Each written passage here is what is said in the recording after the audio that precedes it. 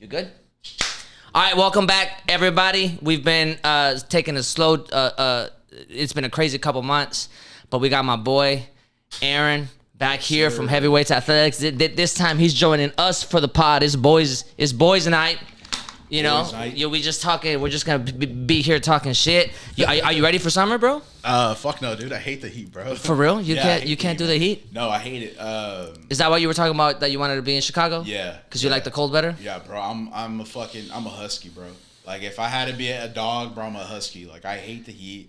I can't stand it, bro. I've lived in Houston all my life, and I can't fucking stand it. Like my end goal, me and my girl's end goal is to move to Denver. That's like our ultimate like place. Like you get like a nice summer. It's like 70 degrees. Tight. Yeah, and then Denver's during dope. the winter, there's snow obviously, but you can still escape to the mountains, and it's like nice. And so yeah, no, I fucking hate the summer, bro. The only time I do like the summer is when you're like at an outdoor gym, like lift has like garage doors, and you get to just like sweat it out. Yeah, bro. That's the only time I ever like. That's crazy, bro. Yeah. So you're not ready to bump Not Like Us all summer or what? Look, it's a good song. It's a good song. Look, are you Team Drake for real? I'm neutral because Okay. Got you. So I've been a fan of Kendrick and Drake since like their start. I mean, like I was in since Poetic Justice. Since before then. Like I was listening to Drake's like mixtapes on Dat Piff in like 7th or 8th grade. You know, what's that mixtape that he had? Was it he had a So Far Gone. He had one before that. The one with the like the leaves in the back and shit. Fuck, I can't remember. It was something cheesy. Yeah, it was like Last Man Standing or some shit like that. It was something cheesy. It's some like real cheesy shit that he had.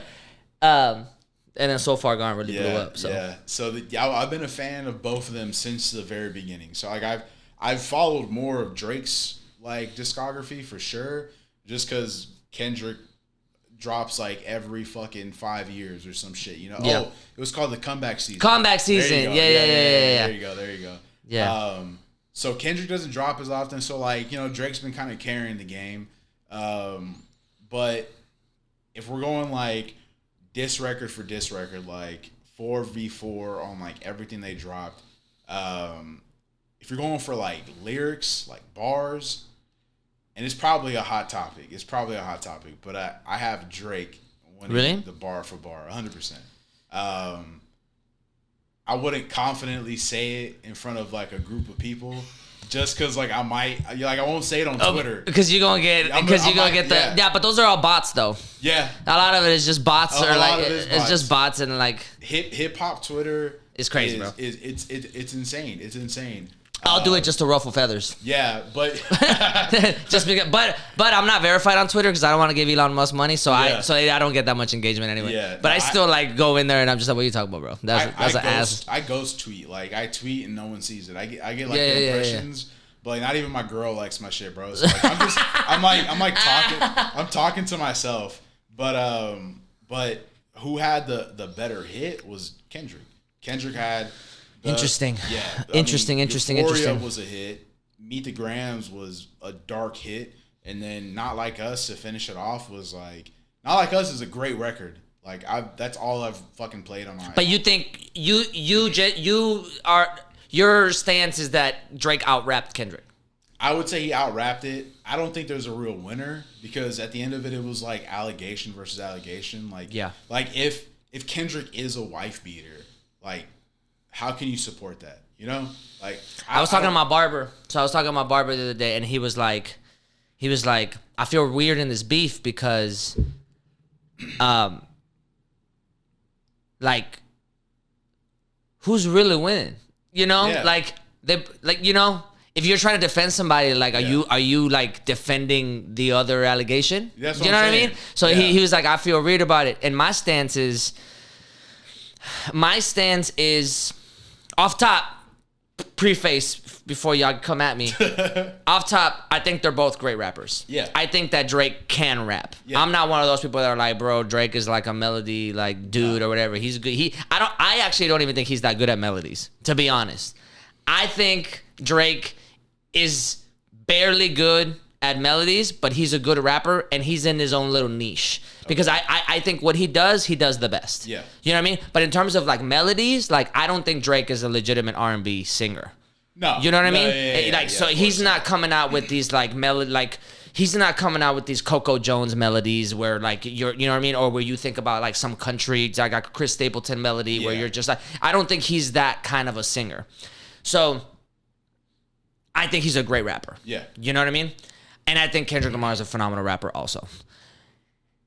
I don't know if I agree that Drake out-rapped him, but I do agree that Drake rapped really well. Okay. I think my stance is that my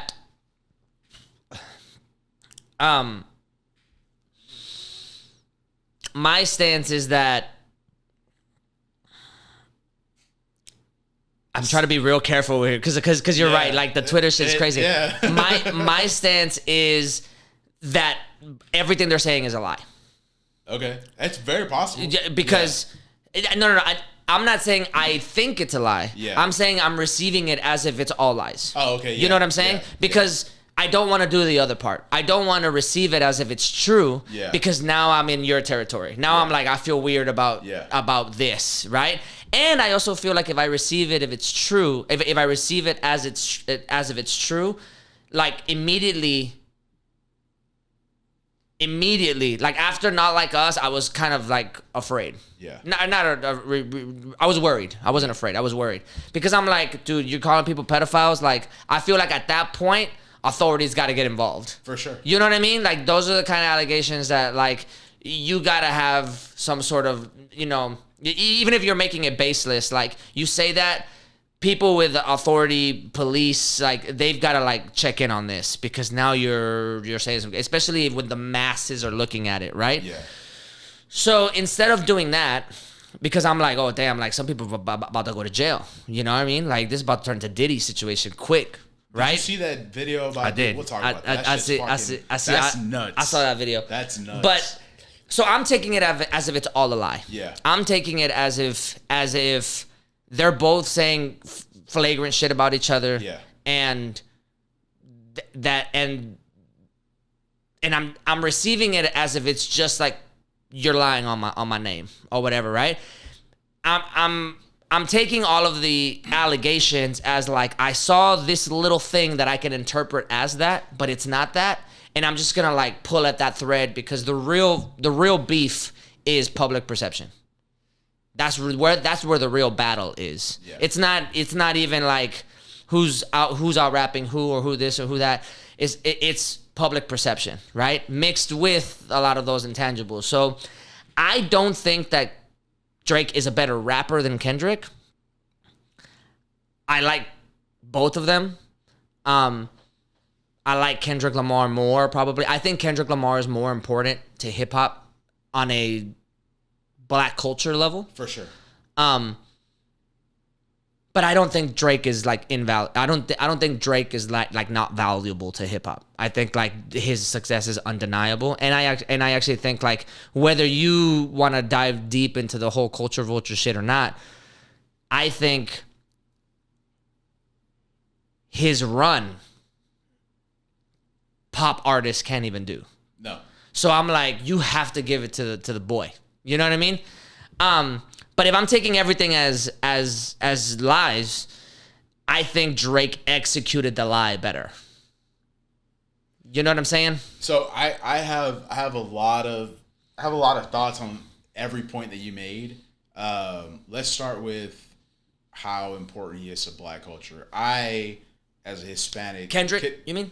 Yeah. Well, just Black culture in itself. Like, yeah. Like, I can't comment on that, and like, I don't think other people who are not like Black should comment on the culture. I'm not saying like you did it or whatever, but like there are a lot of, you know, like white hip hop heads, like Hispanics who are like just like going deep into this, and they're getting like called out immediately, and I'm like rightfully so. Like it's not my place to comment on like how impactful, but if we're speaking like who stands for more of like the political and like, you know, actual issues in Black culture, it is Kendrick. I mean, Kendrick has a whole album dedicated to it. Like he's very he is the culture within rap. Who has a bigger impact like music wise is Drake.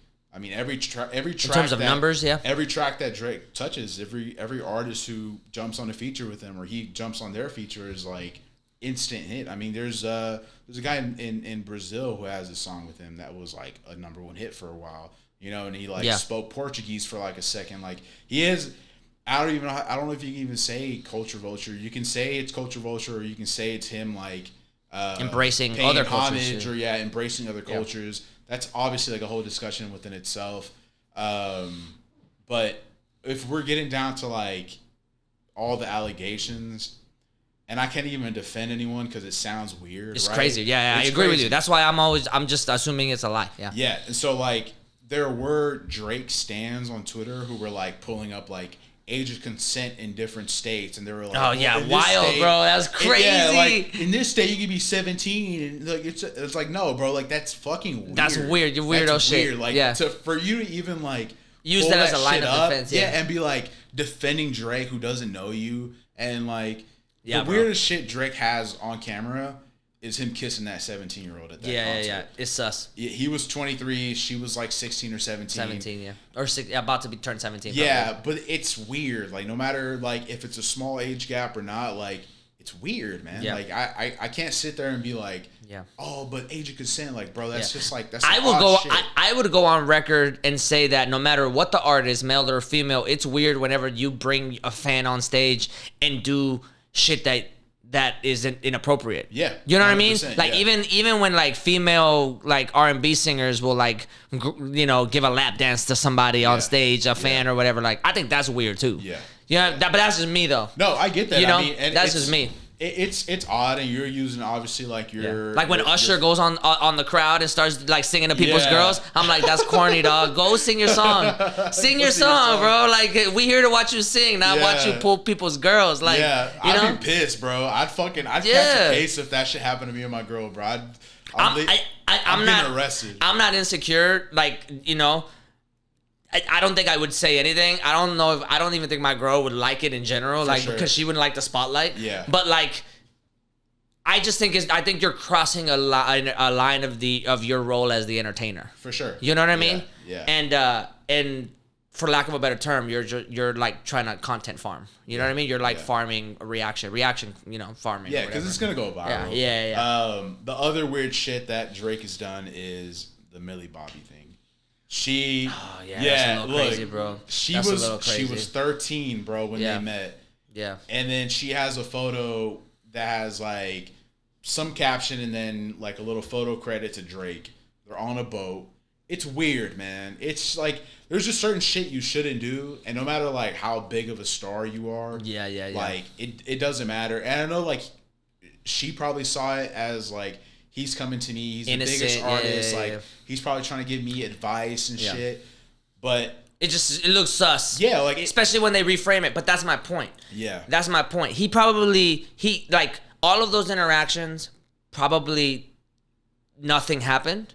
But because if you look at it like without context, it just happened. Yeah. And you're like, okay, I mean, I'm not gonna put that much into it. But then when you angle it, when Kendrick angles it in that direction, now you reframe the content, and you're like, whoa, that looks sus. And that's why I'm saying he's executing the lie better. Yeah. You know what I mean? Yeah, like whatever lie he's pulling at, or he's pulling the string at, he's executing it so flawlessly that like you can't help but look at those things and not look at them without being innocent. You know what I mean? Yeah. Like you look at them with like, that's weird, right? Because now you recontextualize everything, and I think that's the effectiveness of Kendrick Lamar. Even when it happened, though, people were still kind of like, "Why are you hanging out with a 13-year-old?" Like the first photo they had was like backstage at his concert, and that was fine, like she's meeting him or whatever. But then the rest of the stories came out, and then she was like, "Oh, we text all the time. He says he misses me."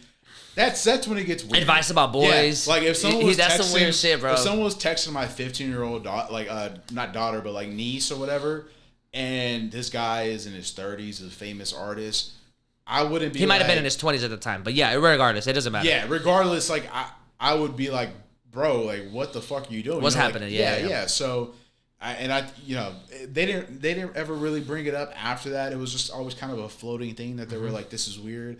But you're right. Like Kendrick definitely used that, and then the public perception of Drake is not good. Like more people hate like Drake than they are fans of Kendrick, and like that's what Twitter showed me. That's what the beef showed me, is that people were like, I hate Drake to his core.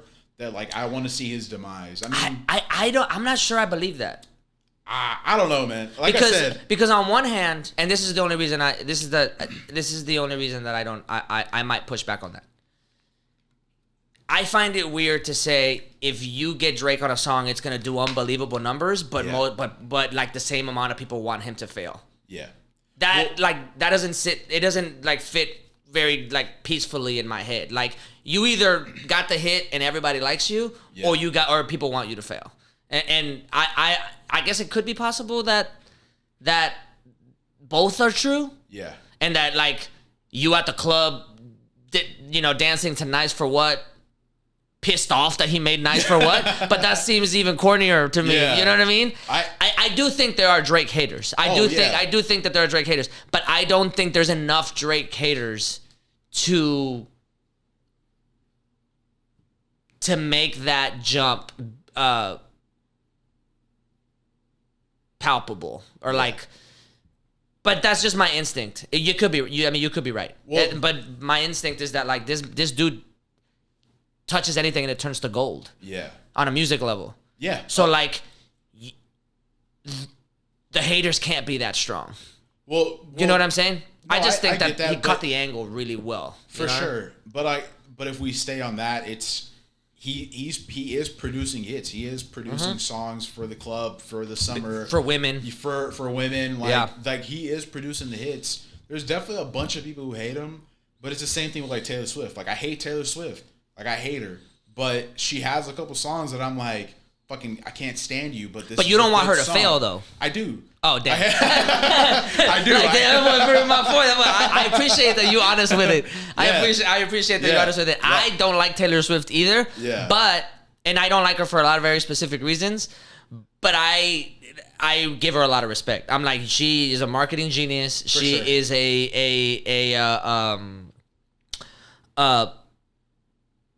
like the catchiest hooks. She can write a fucking hook, bro. Yeah. You know what I mean? So and she knows what she's doing on a marketing PR level. So I give her a lot of credit. But I don't want her to fail though. I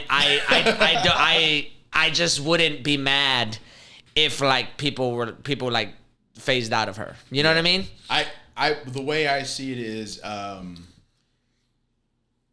not that I want her to fail, but her music is so bland. And it's white bread. Like, not even like a pun on like the fact that she is white. That has nothing to do with it. But she is white bread. She's plain. Like, there's nothing about her music. Okay, so I can give you that response in a better way because I understand you 100%, and I've actually gotten like in depth with this. I don't like that society likes that plastic shit. Yeah.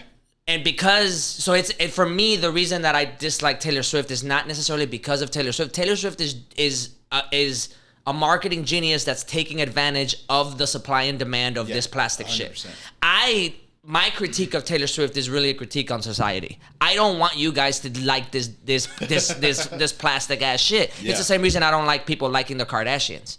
That's right. Like the Kardashians offer, with the exception that Taylor Swift is talented. Like the Kardashians are also marketing geniuses, but they don't offer you any value. They don't provide anything to society. Like, so like in the same way that I don't mind, I'm not like trying to have them. I'm not like plotting for their downfall. I don't care if that they're successful or not or whatever. Like. But I would rather live in a society that doesn't place them as that of an importance. Sure. And if you were thinking about music, I can name you 10 to 20 other artists that make jingles that are just as catchy as Taylor Swift's, that have more substance, that can actually give you like more value to your life. You know what I mean? No, I get so that. So in that sense, that's my quarrel with Taylor Swift. But I don't like hate her. I hate society for liking her that much, for like propping her up that much. And she's just doing what any person that would be good at that would do is like, I'm gonna milk this cash cow as long as I possibly can. Oh, and I can respect you know what I mean? that, yeah. And it's not even that I hate her as a person. I think it's more her music and her fans. Yeah, the fandoms is what gets crazy too. Yeah. I think that's where I'm just like everywhere. Like we're at a Zach Bryan concert, and like he's been blowing up. Oh, that's one of my favorite artists right now. Oh yeah, cool. And he's the reason I feel like country needs to turn, because all country is now, and I make fun of this shit all the time with my girlfriend. Where like if we don't have the aux on, she has like a country radio station she'll keep on, but every song sounds the same. It's like country, beer, girls, Jesus. Truck. Road. My truck. Yeah. Yeah, like every single song has like, I can fucking write a country song and I bet it goes a hit. Have you seen Bo Burnham do that skit? Maybe. I don't know. I know Bo Burnham and I've seen him do a couple skits like that. He does a show where he like a stand-up show where he's playing songs and he does a parody of a country song and he writes a country song. Pull it up. I'm sure YouTube is up. Type in Bo Burnham country. You can stop it. That's literally what. But that's the formula, right? That's the formula, right? Yeah. Zach Bryan, I've been to two of his concerts. Yeah. Fucking like that's one of my favorite artists because I feel like his music actually has like substance and like each song is a story. Yeah, he's a good storyteller. Yeah, 100%. And so that's why like I don't listen to mainstream country music because it's all the same. Like Morgan Wallen, like all these guys are all doing the same thing, like the same. You don't fuck with Morgan Wallen? I like his old stuff before he went like super pop, and now he's kind of like balancing between. Did you hear that new Posty song with him? I didn't like it. I listened to it on the way here because I hadn't heard it, but it's gonna be you're gonna hear that all summer. Yeah, and you're gonna hear. Have you heard that? Oh, you're gonna hear that all summer, bro. I'm sure it's a hit for sure. It's gonna be a hit for sure. It's gonna dethrone Not Like Us. I don't know about all that. It is 100%. It's already on track. To dethrone Not Like Us. from the number one. No way. 100%. It's not a good song. It's not. I love Post Malone too. Well, Posty's trying to be a megastar. Yeah. That's what he's a pop star right now. He's trying to be like the megastar. Did you hear him? He needs the rural white. Whites. The whites. Did you hear him when he did like multiple covers of like these old country songs? Yeah. If he did more so that style, I think that's what we're missing is like that old like real country sound. Like that, I like Alan Jackson, like these guys were like he covers Sturgill too. Yeah, Sturgill's amazing. Sturgill's incredible. If he were to do that kind of music, I would be more inclined to listen to it. I used to really hate country music. Yeah. But because of everything you're saying. But like especially in high school, like early college, I would really hate it because I would just associate, and rightfully so, I would associate country music with the stadium country, with the people that are getting pandered to. Yeah. And then that irony that Bo was talking about would like strike me like really evidently. Like I would look at it and be like, this person doesn't know how to work in a farm. They might have grown up in that. Yeah. They might have like, you know what I mean? Yeah. But like that's not the same thing. You know what I mean? And then it would make me even more mad.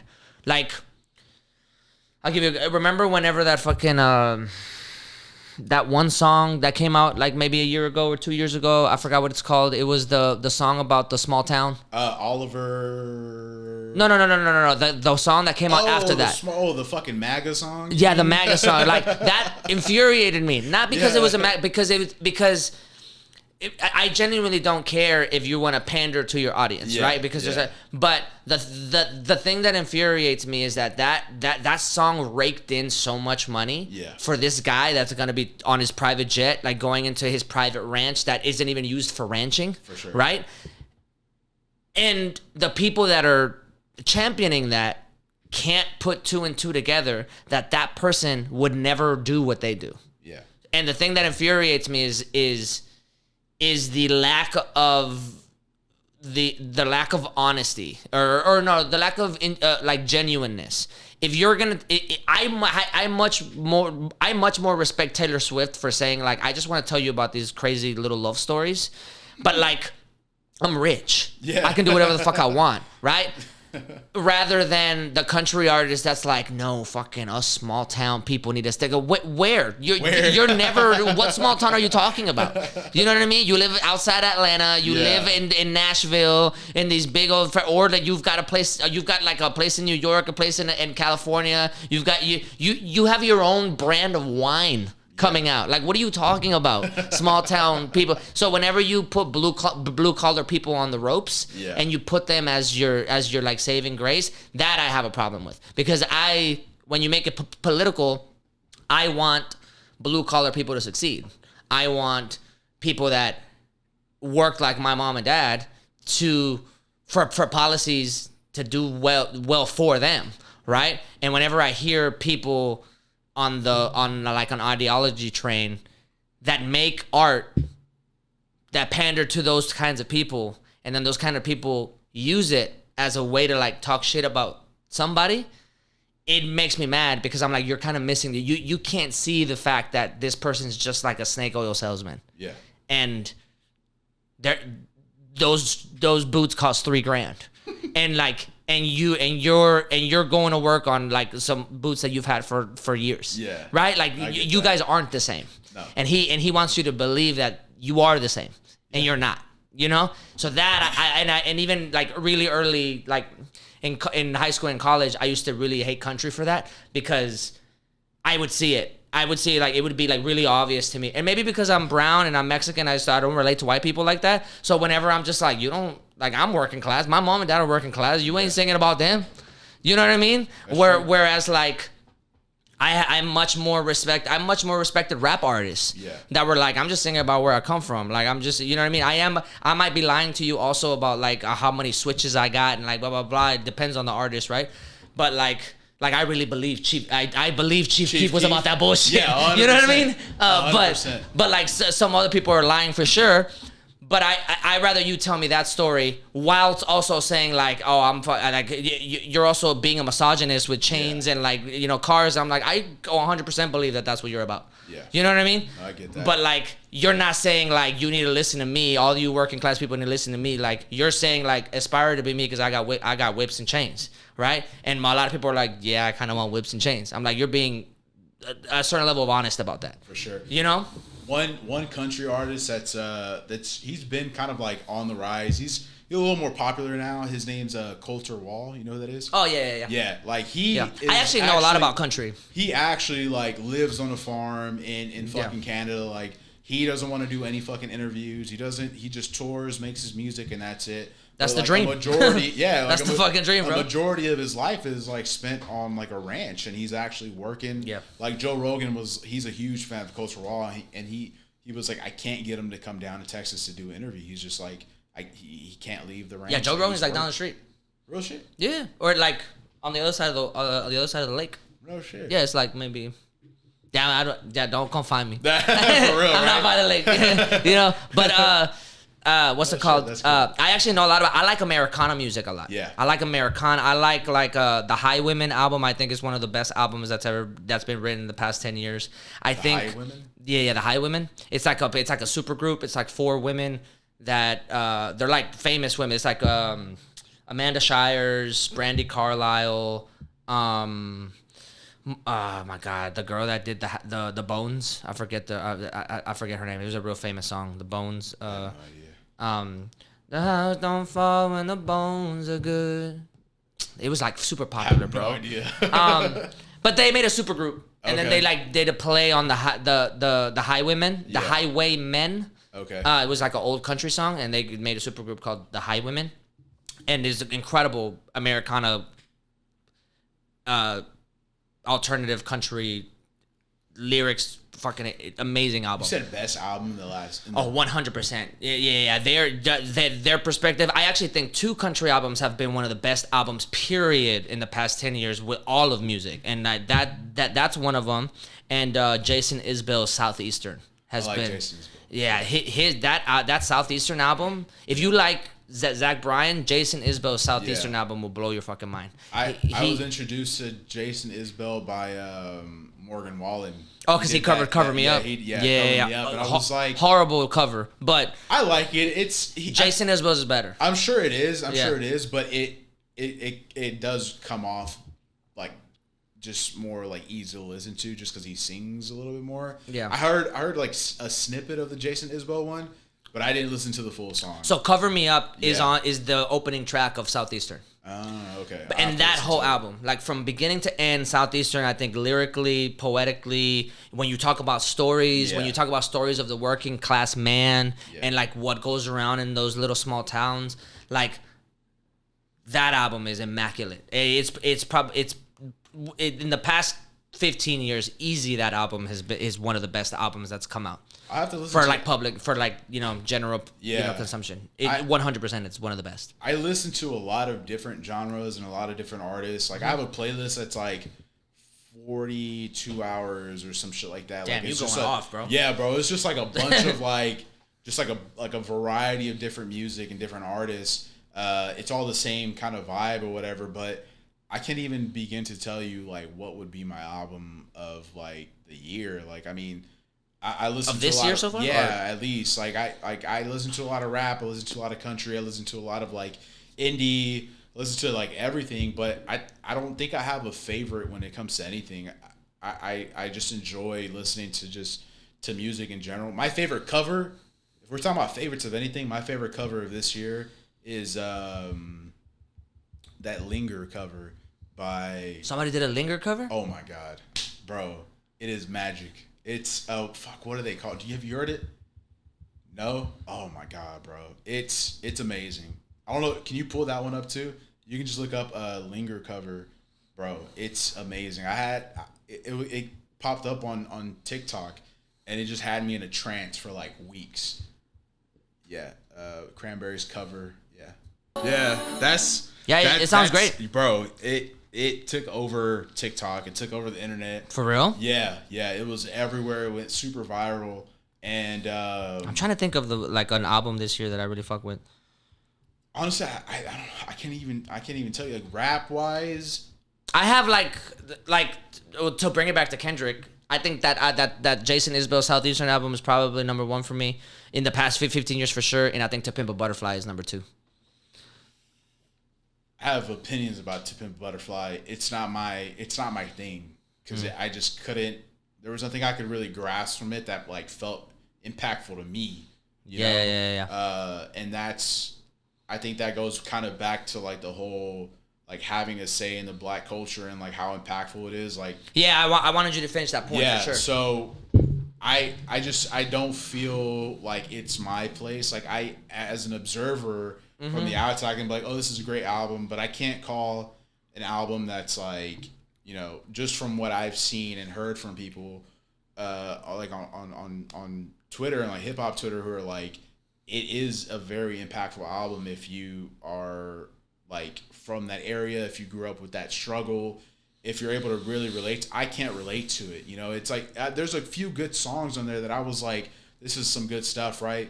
But I can't rank it as like, it just wasn't my cup of tea. Like it wasn't like, Got you. Yeah. So I understand the argument. This is gonna get real specific. I understand the argument when people say like you can't comment on certain things because that's not Yeah. your place. You don't understand that struggle. Yeah. I get that 100%, and I agree with that if I'm talking to an individual person about their struggle. However, I do think that if you're gonna analyze society or in general yeah, culture, I do think that as a spectator, the way that you view said culture in whatever way, shape, or form is pretty valuable. And this is what I would say. I wouldn't say as a student of music, because I'm a musician, I put Yeah. music out, as a student of music, I'm not white, right? I'm not white at all. I don't relate to that struggle. I don't relate to that perspective. However, I can't deny without a doubt that Nirvana album that came out in the early 90s was a huge cultural moment for white people or teenage angst yeah, in that part of the world, and it took over the world. I mean, in that part of the country, it took over the world, right? I can make an analyzation based on that album and based on how we view the 90s now, that Kurt Cobain, even though I don't like him, I can make the statement that Kurt Cobain was an extremely important voice for teenagers, especially white teenagers, in that struggle. That were like that viewed themselves in him, right? And even though I don't share that perspective, I can say there's no doubt that he was in some way, shape, or form emblematic of that perspective. In the same way that I would say when Pure Heroin came out by Lorde, right? That album is not for me. That album wasn't made for me. It wasn't even made for guys. It was made for like teenage girls at the time when Royals came out and they were fucking stealing necklaces from rich people's houses in that song, which is what the song talks about. Yeah. Like they were talking about suburban girls that aren't rich but aren't necessarily poor, but that want to like while out on the weekend by pretending to be rich. Yeah. And it was like a very specific aesthetic. She fucking killed that album.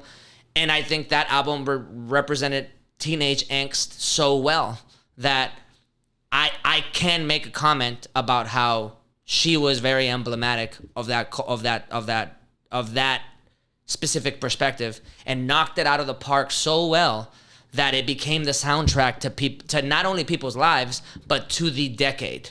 To the teenagers that were in that decade, right?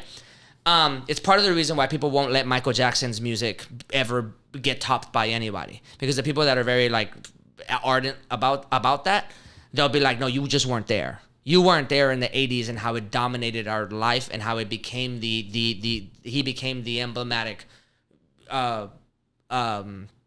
like stature of what we were feeling, right?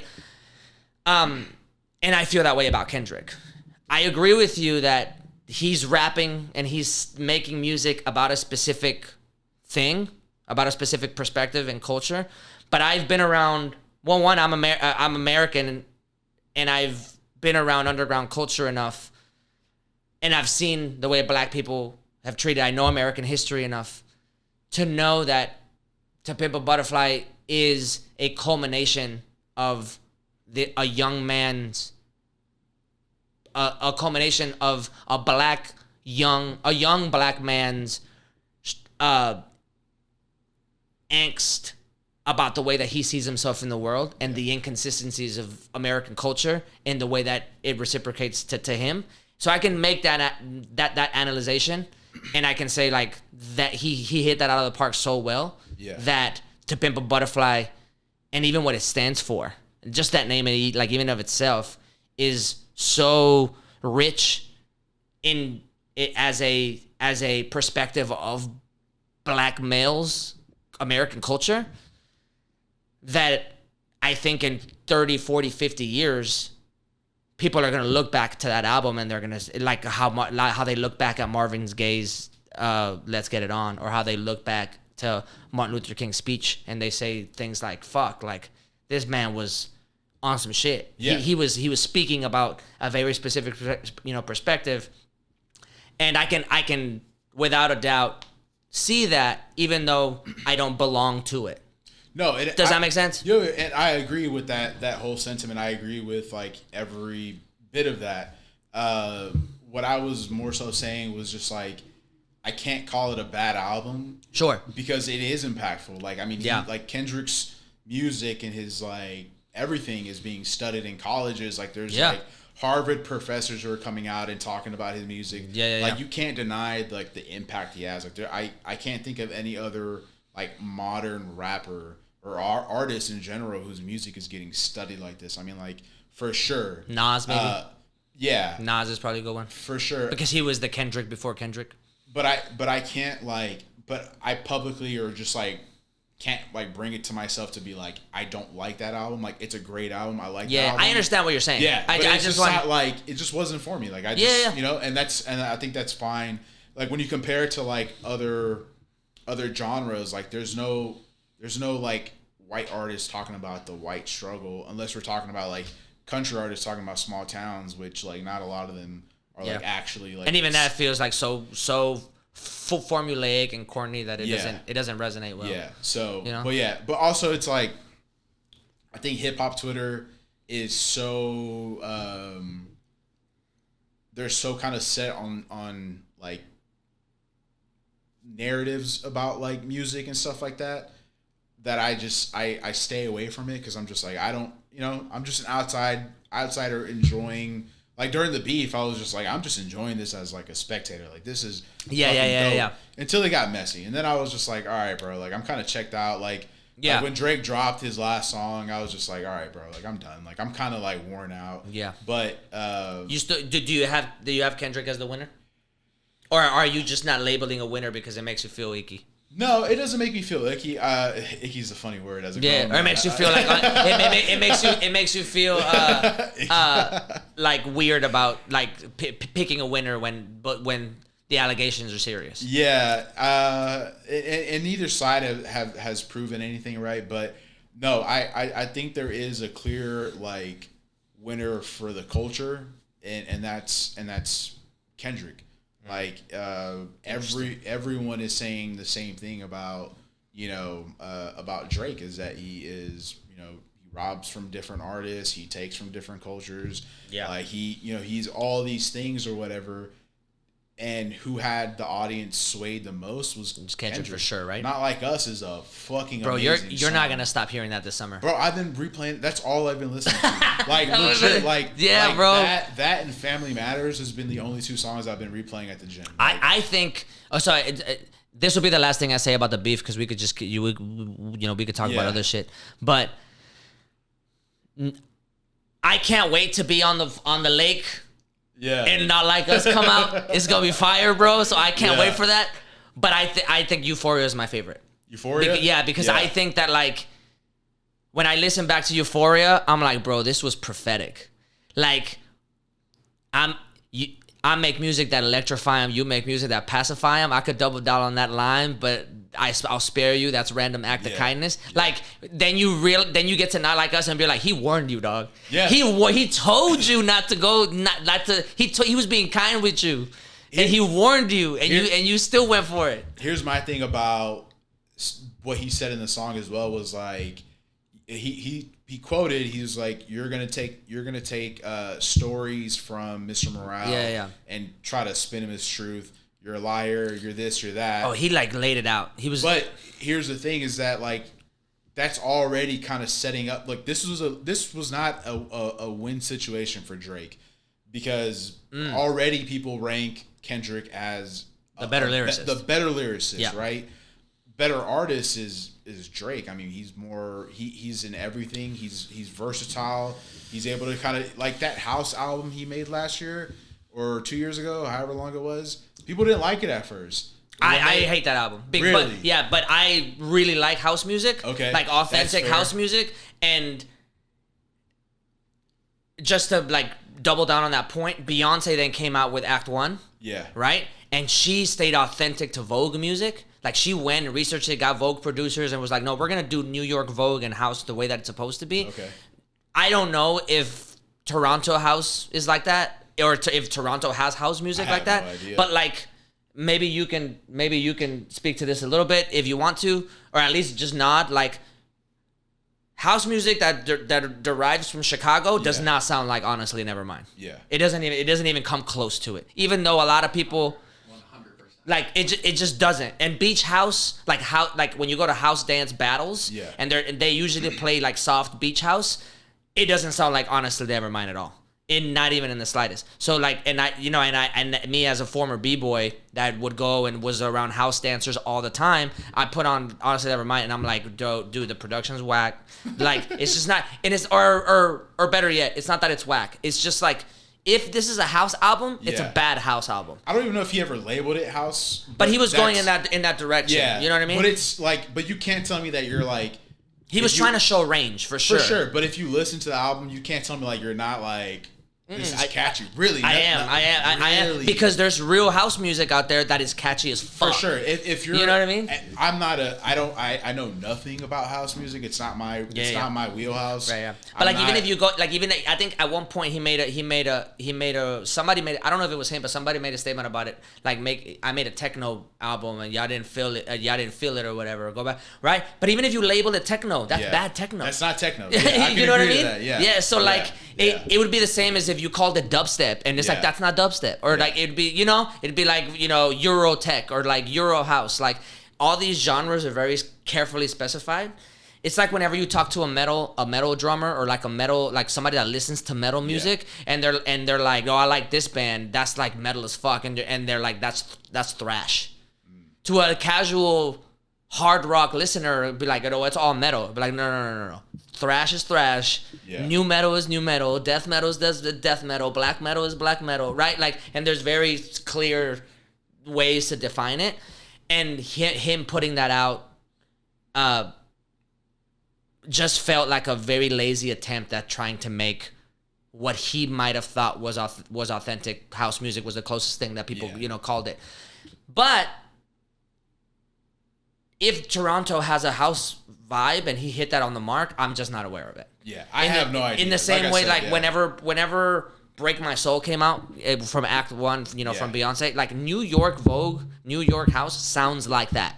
Okay. To the T. Like New York, there was a how like Apple Music has like the like videos and shit that they put out or whatever because they're trying to promote Apple Music, right? Yeah. Apple Music was doing a live New Year's Eve DJ set show that you could play in your house on New Year's Eve from Brooklyn, right? You could like find it online now, like because they released it afterwards or whatever, right? It was a Brooklyn DJ, Brooklyn warehouse party, New Year's Eve, the whole nine. Techno and techno house is huge in New York, especially in the gay community, in like the LGBT plus community. Fucking parties go off, bro. Like I've been to a couple of them. They go off. It's a vibe, right? Break My Soul, like that entire set for 3 hours from like 11 or from like 10 to midnight or whatever the fuck it was. Like that DJ was spinning record. Yeah. That whole set was New York techno house, and almost all of the Beyonce album fits that mold 100%. Right? Like she was very clearly doing her homework about like who am I trying to appeal to? What kind of music do I want to make? Shit like that, right? And then you play on Honestly Nevermind to me and I'm just like, like you're missing the mark on a couple. You're about to get there and then you miss it a little bit. Yeah. That's not to say that I don't think people shouldn't listen to that album. I'm just like, I'm not sure where you were going with it on a musical purist level. If you were trying to make your own sound, you also didn't make it also, right? Yeah. Like think about like Bruno Mars and 24 Karat Magic. He's clearly channeling 70s funk. Yeah. Clearly. Very clearly channeling. But he's not trying to make it new. He's like, I'm going to make 70s funk music and I'm going to make it pop as fuck. And I'm just going to put some like rap pop shit lyrics on it. Yeah. Where I'm just like, you're going to want to stunt to this. It started with Uptown Funk, right? He's like, I'm going to stay true to that genre. He's not trying to like make it something different, right? So anyway, I say all that to say,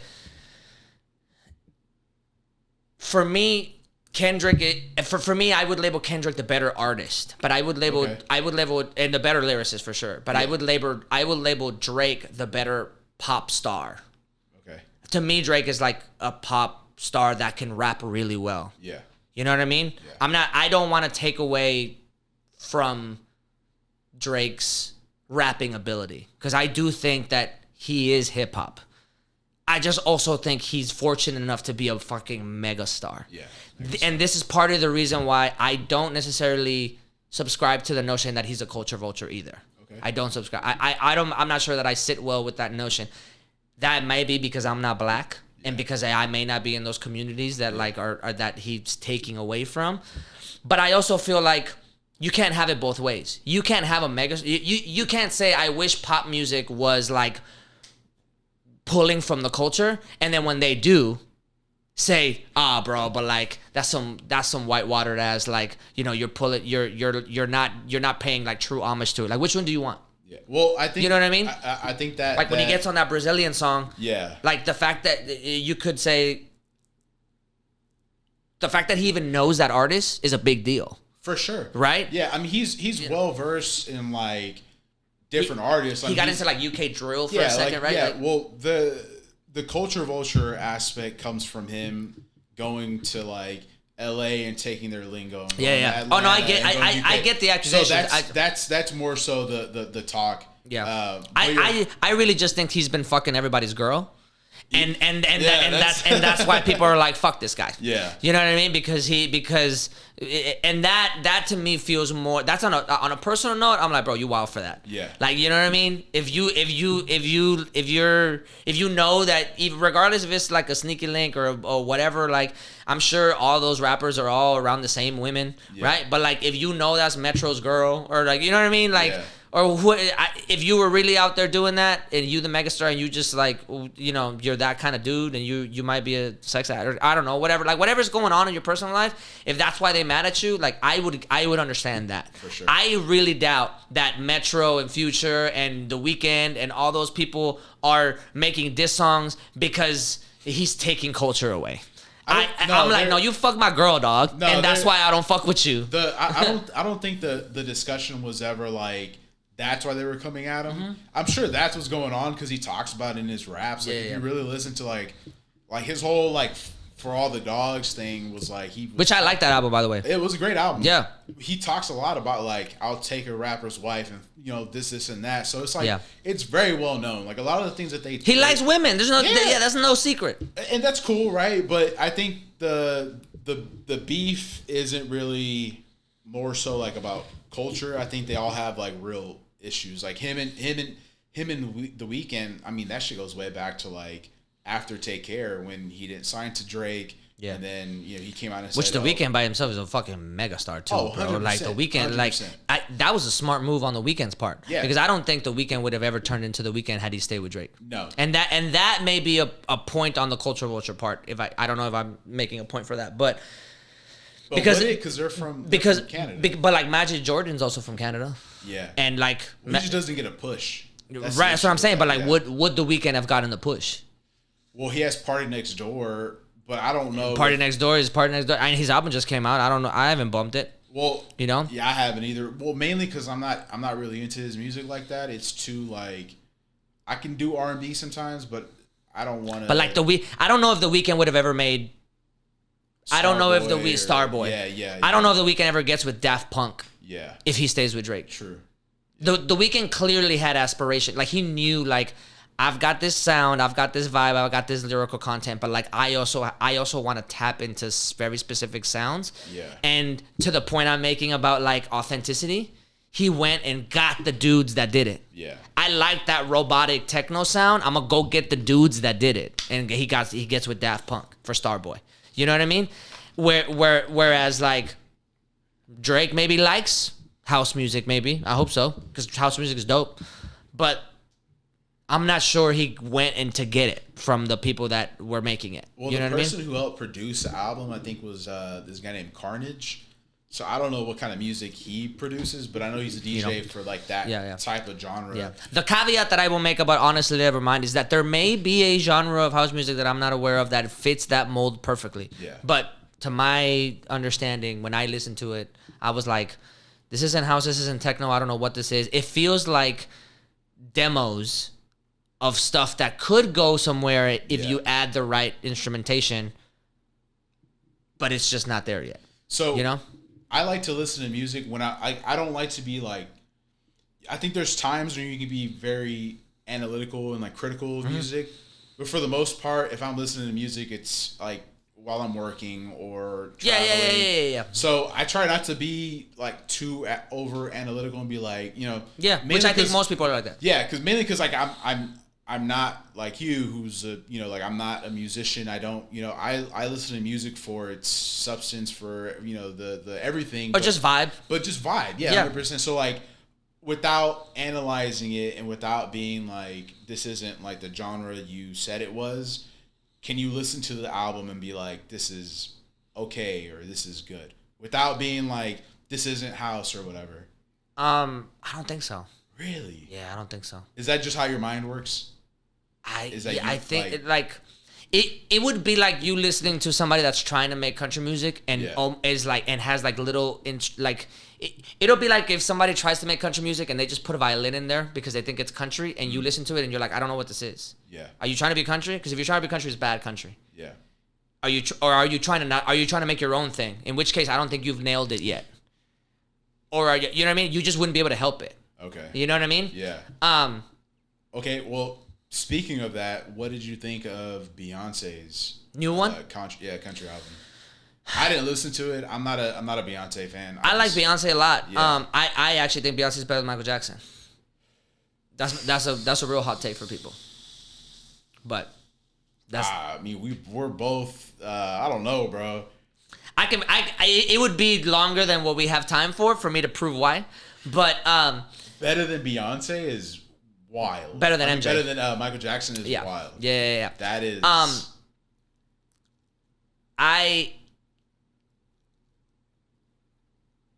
I don't mind if Beyonce's songs get labeled country. I also don't mind if they don't. Well, that album was a country-esque album, adjacent. Right? I would say it's country adjacent because there's some songs on there that are clearly not country. Like I said, I didn't listen to the album. Yeah, there's a song called Spaghetti in there. That's a rap song. Like there's no way around it. Yeah, that's a rap song, okay. and it's an amazing rap song. It's probably minus the beef. Like before the beef, Spaghetti was probably the best rap song that's come out this year. It's that good. It's an amazing song. But I wouldn't mind if some of those songs get labeled as country. I wouldn't mind if they don't. I think Beyonce's tapping into a black tradition that comes from the rural South. Yeah. And she's trying to mix things, deliberately. She's probably trying to make a statement also. And I don't mind the statement that she's making. I also, if she is trying to get accepted by country music, I don't understand why. Because I don't think that's a fight worth fighting for, and that's just my. No, I agree. That's my take on it. Apparently it happened because she went to the CMAs to perform daddy lessons, and she didn't feel like she was treated right or whatever. And my reaction to that was like, okay. I mean, if you didn't feel like you were treated right, that's fine. But like, the CMAs and the AMAs have created their atmosphere. Yeah. And it's pretty clear that a lot of people don't fit into it. Yeah. And I don't think there's anything wrong with that. I do think that there's, like, Jason Isbell famously or like notoriously, because you have to get accepted into those, like the Grammys, and like you have to you have to become a member. Yeah. I don't know if people know that. Like, you have to be a member of the institution in order for you to qualify for like a certain things. And Jason Isbell gave it back. He's like, I don't want to be part of y'all. Like, you know what I mean? I think Brandy Carlisle did it too. That's why they never get nominated for shit. Yeah. Because even though they make songs that might be better, right? He's like, I just don't agree. I probably make better country songs, but like, I just don't like what you guys stand for. It's on principle, I don't fuck with y'all. Yeah. You know what I mean? I can respect that. Yeah.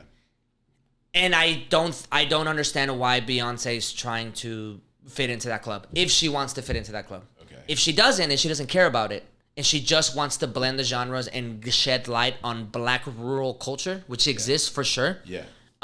In the Deep South, then cool. It's cool. You know, and I like the album. I liked Act 1 a little more though, because I'm much more of a fan of New York Vogue and New York House. Okay. And if I am gonna get my share of like rural South good country music, I'd rather go to like a Jason Isbell or a Sturgill or a people of that ilk. You know what I mean? I'd rather go to those people for that sound. But I mean, I don't mind. I don't think it made the splash that she probably wanted to make, to be honest. But it's the public reception to it was not good, mainly because she isn't white. Like, that was like the only reason why people weren't. Which is wild, by the way. Wild. Comments, because Darius Rucker don't get that kind of flack, and neither does what's Darius Rucker was originally a country artist, though, right? Like, no. Yeah. Darius Rucker was before Hootie. Yeah. I thought he did Hootie and the Blowfish first and then became a country artist. No. Yeah, you're right. Okay. No, he was Hootie and the Blowfish first. Okay. And then became a country artist I know after him for Hootie. country, so that's the only reason. Yeah, no, but you know the Hootie and the Blowfish songs also because Hootie and the Blowfish was a huge band in the 80s, and then when they broke up, he made popular country songs. Yeah. And that was probably what you've heard also. But he was already famous before then. Gotcha. You know what I mean? Okay. And what's that other guy? The guy that he's the light skinned dude.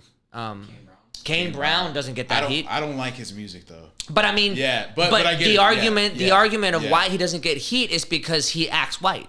If you replace Kane Brown with Morgan Wallen, it would be the same song. Yeah. And that's the flack that he gets is that, whereas like Shabuzi is amazing. Have you heard Shabuzi? No. Oh, you need to. Oh wait, you're gonna like the bar song. Right? Yeah, oh, yeah, dude, yeah, I was listening to it on the way here. Yeah, He's so yeah. good. Amazing. Yeah. Right. Yeah, And yeah. so and that's the point that I'm making. At that point is that like Shabuzi is a black guy, has black influence. He knows there's black culture there somewhere. Yeah. And he's making a country song and he's putting Chingy's Tipsy in there. Yeah. Because he also knows black. He understands like. I'm black, bro. Like there's some blackness in me. Yeah. You know what I mean? Yeah. And that's the point that if anything, the hate on the Beyonce album highlights that. Yeah. Is that like y'all don't? It's not that you don't like the music. It's You don't like her. Yeah, that's 100%. Because you think that and you're gatekeeping whiteness. Yeah. But you don't understand that like. She could most definitely make a country song. That Jolene cover that she did is a country song. Yeah, I heard that one. You know what I'm saying? Yeah, yeah. And for her to have Dolly and Willie on there, she obviously has like the respect of like the people who matter. And Jolene wasn't even written by her. Oh, okay. Dolly wrote it. Really? Dolly rewrote it for her. I didn't know that. Yeah, at least parts of it. Okay. She's credited as a writer on it. Wow. Which again, it just goes to show like, bro, what are we doing? Yeah. What are we doing? And I'm not sure she's credited as a writer on it because she originally wrote the original song. I think that's probably why. But I've heard rumblings that she rewrote some stuff for it. Really? That like she co-wrote was there in the studio with her. Yeah. And that was per Beyonce's request. Yeah. That she was like, I don't want to cover Jolene unless she's part of this process. It makes sense, and that's another thing. Like going back to Drake is like the paying homage of who you're covering or who you're kind of getting this influence from. My issue with, like, I didn't listen to the album because I'm not a Beyonce fan. Like, that's fair. And it's just not it's not something I'm going to listen to. Yeah. But I respect her as an artist. I think she's a great artist, like one of the top artists, of our generation for sure. Yeah. What didn't sit right with me was, like, the country community being like, this isn't how you do country, da-da-da-da-da, because it didn't fit the mold of beer, horses and bullshit like that, right? Dirt road, pickup truck. Yeah, and so I think you're right. Like they are gatekeeping that community of country, and they're very picky with who they let in and let pass. But I was curious about your take on that, just because the public perception of it and like how like the hate comments that she got. It's crazy, was right? Insane. Yeah, it was insane. It really sheds light on people like the anger that they get so like quickly. I'm like, bro, what? Like you are not this upset about a song. No. Bro, what? Why are we so upset about a song? And even if you're not a fan of her, like you can't deny like just how big of a fucking star she is, and like, she's massive. She is like musically talented. Like, she is a great artist. Yeah. One of these on another podcast, I'll go. You guys can slam me for my Beyonce take. That's a wild take, and that if you put that up on any platform, I have put it up there. Really, I have put it up there, and I get a lot of people being like, "This bro is crazy," but then I also get a lot of black people that are like, "Yeah, we've been knowing this." That's nuts. But also that just goes back to like the fact that I don't listen to her enough to be able to like. I listened to a lot of Michael Jackson growing up. Yeah, and then like I did too. I'm a Michael Jackson stan. Yeah, like I know. Like my 5 favorite Michael Jackson songs aren't even hits. They're like all B-sides. That's how much I love Michael Jackson. Yeah. And then, but it for me, it further drives the point of why I think that Beyonce's better than her. I'd have to hear that one day because that's the first time I've heard that take. Like I listen to a lot of people who do music and do pods and stuff like that. I've never heard that take. Yeah, I can like dive deep into why I think that on a huge level, and it has to. It's not even just. It goes into like the person, and it goes into like the history and the times and like Beyonce's never gonna outsell him For sure. right? But that makes it even stronger for me that she's not going to outsell him. Yeah. Because the pop machine that was the 80s when Thriller came out was made so that they were going to milk that album for as long as they possibly could. The collective, everybody. Okay. You know what I mean? Radios, it was, you know, nowadays with social media, Spotify, Apple Music, there's no way that any song will ever generate that kind of collective, like, worldwide push. Yeah. You know, not like us, it's probably going to be the closest thing that we can conceptualize for that moment of time. Yeah. But it takes like the perfect ingredients. Did you listen to that BBL Drizzy? Oh, that shit was so funny, dude. That shit was so funny. Bro, there's people around the world. Japan. Bro, doing covers to this song. Yeah, there's a merengue version. I heard the merengue version was my favorite. Yeah. I heard an emo cover to it. Yeah. Like, that was insane. I think that stretch of like 2-3 weeks where they were was beefing, gold. It was gold. That's cemented in history. It's gold, bro. Like yeah. And I told my girlfriend, like, we were at the pool hall the day that that he dropped Family Matters, and then right after that, Meet the Grams came out. Yeah. And I was like, this is like a day in history. Like, we're never gonna get and then for Not Like Us to come out after that. Yeah, and we're never gonna get the 1 and 2 artists in hip hop to ever beef again. Like, this like next stretch of rappers, there are crazy, some great rappers, but there's I just don't see like another Kendrick or another Drake or another Cole.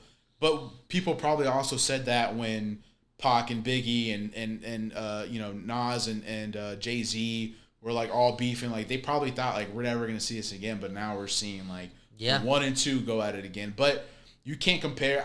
I saw a couple takes on this. Is like, you can't compare like Biggie and Pac during their battle to like this monument of a battle, because these are two of like the biggest artists at like their peak of their career, right? Like, we had saw Biggie and Pac like kind of like not even at the start of their career, but just kind of going through it still. Like, they weren't mega stars. They became massive afterwards. Yeah, exactly. Like, they weren't mega stars like Drake and Kendrick already. Although Pac was probably closer to the megastar status, because Pac was also acting.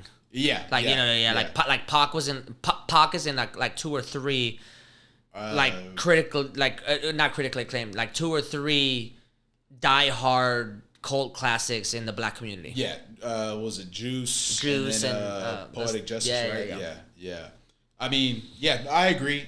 But how long was that run of like? I'm not that well versed. I like Biggie more. Yeah, but personally, I like Biggie more as well. Yeah. Only because like I love that like dark hip hop. Like, all his music, he had some fucked up shit that he was saying in there. But, But I love like some of those songs are just like dark and gritty. And like, that's why, like, is that New York hip hop? Yeah, and that's why I fuck with New York hip hop, bro. I found this one girl.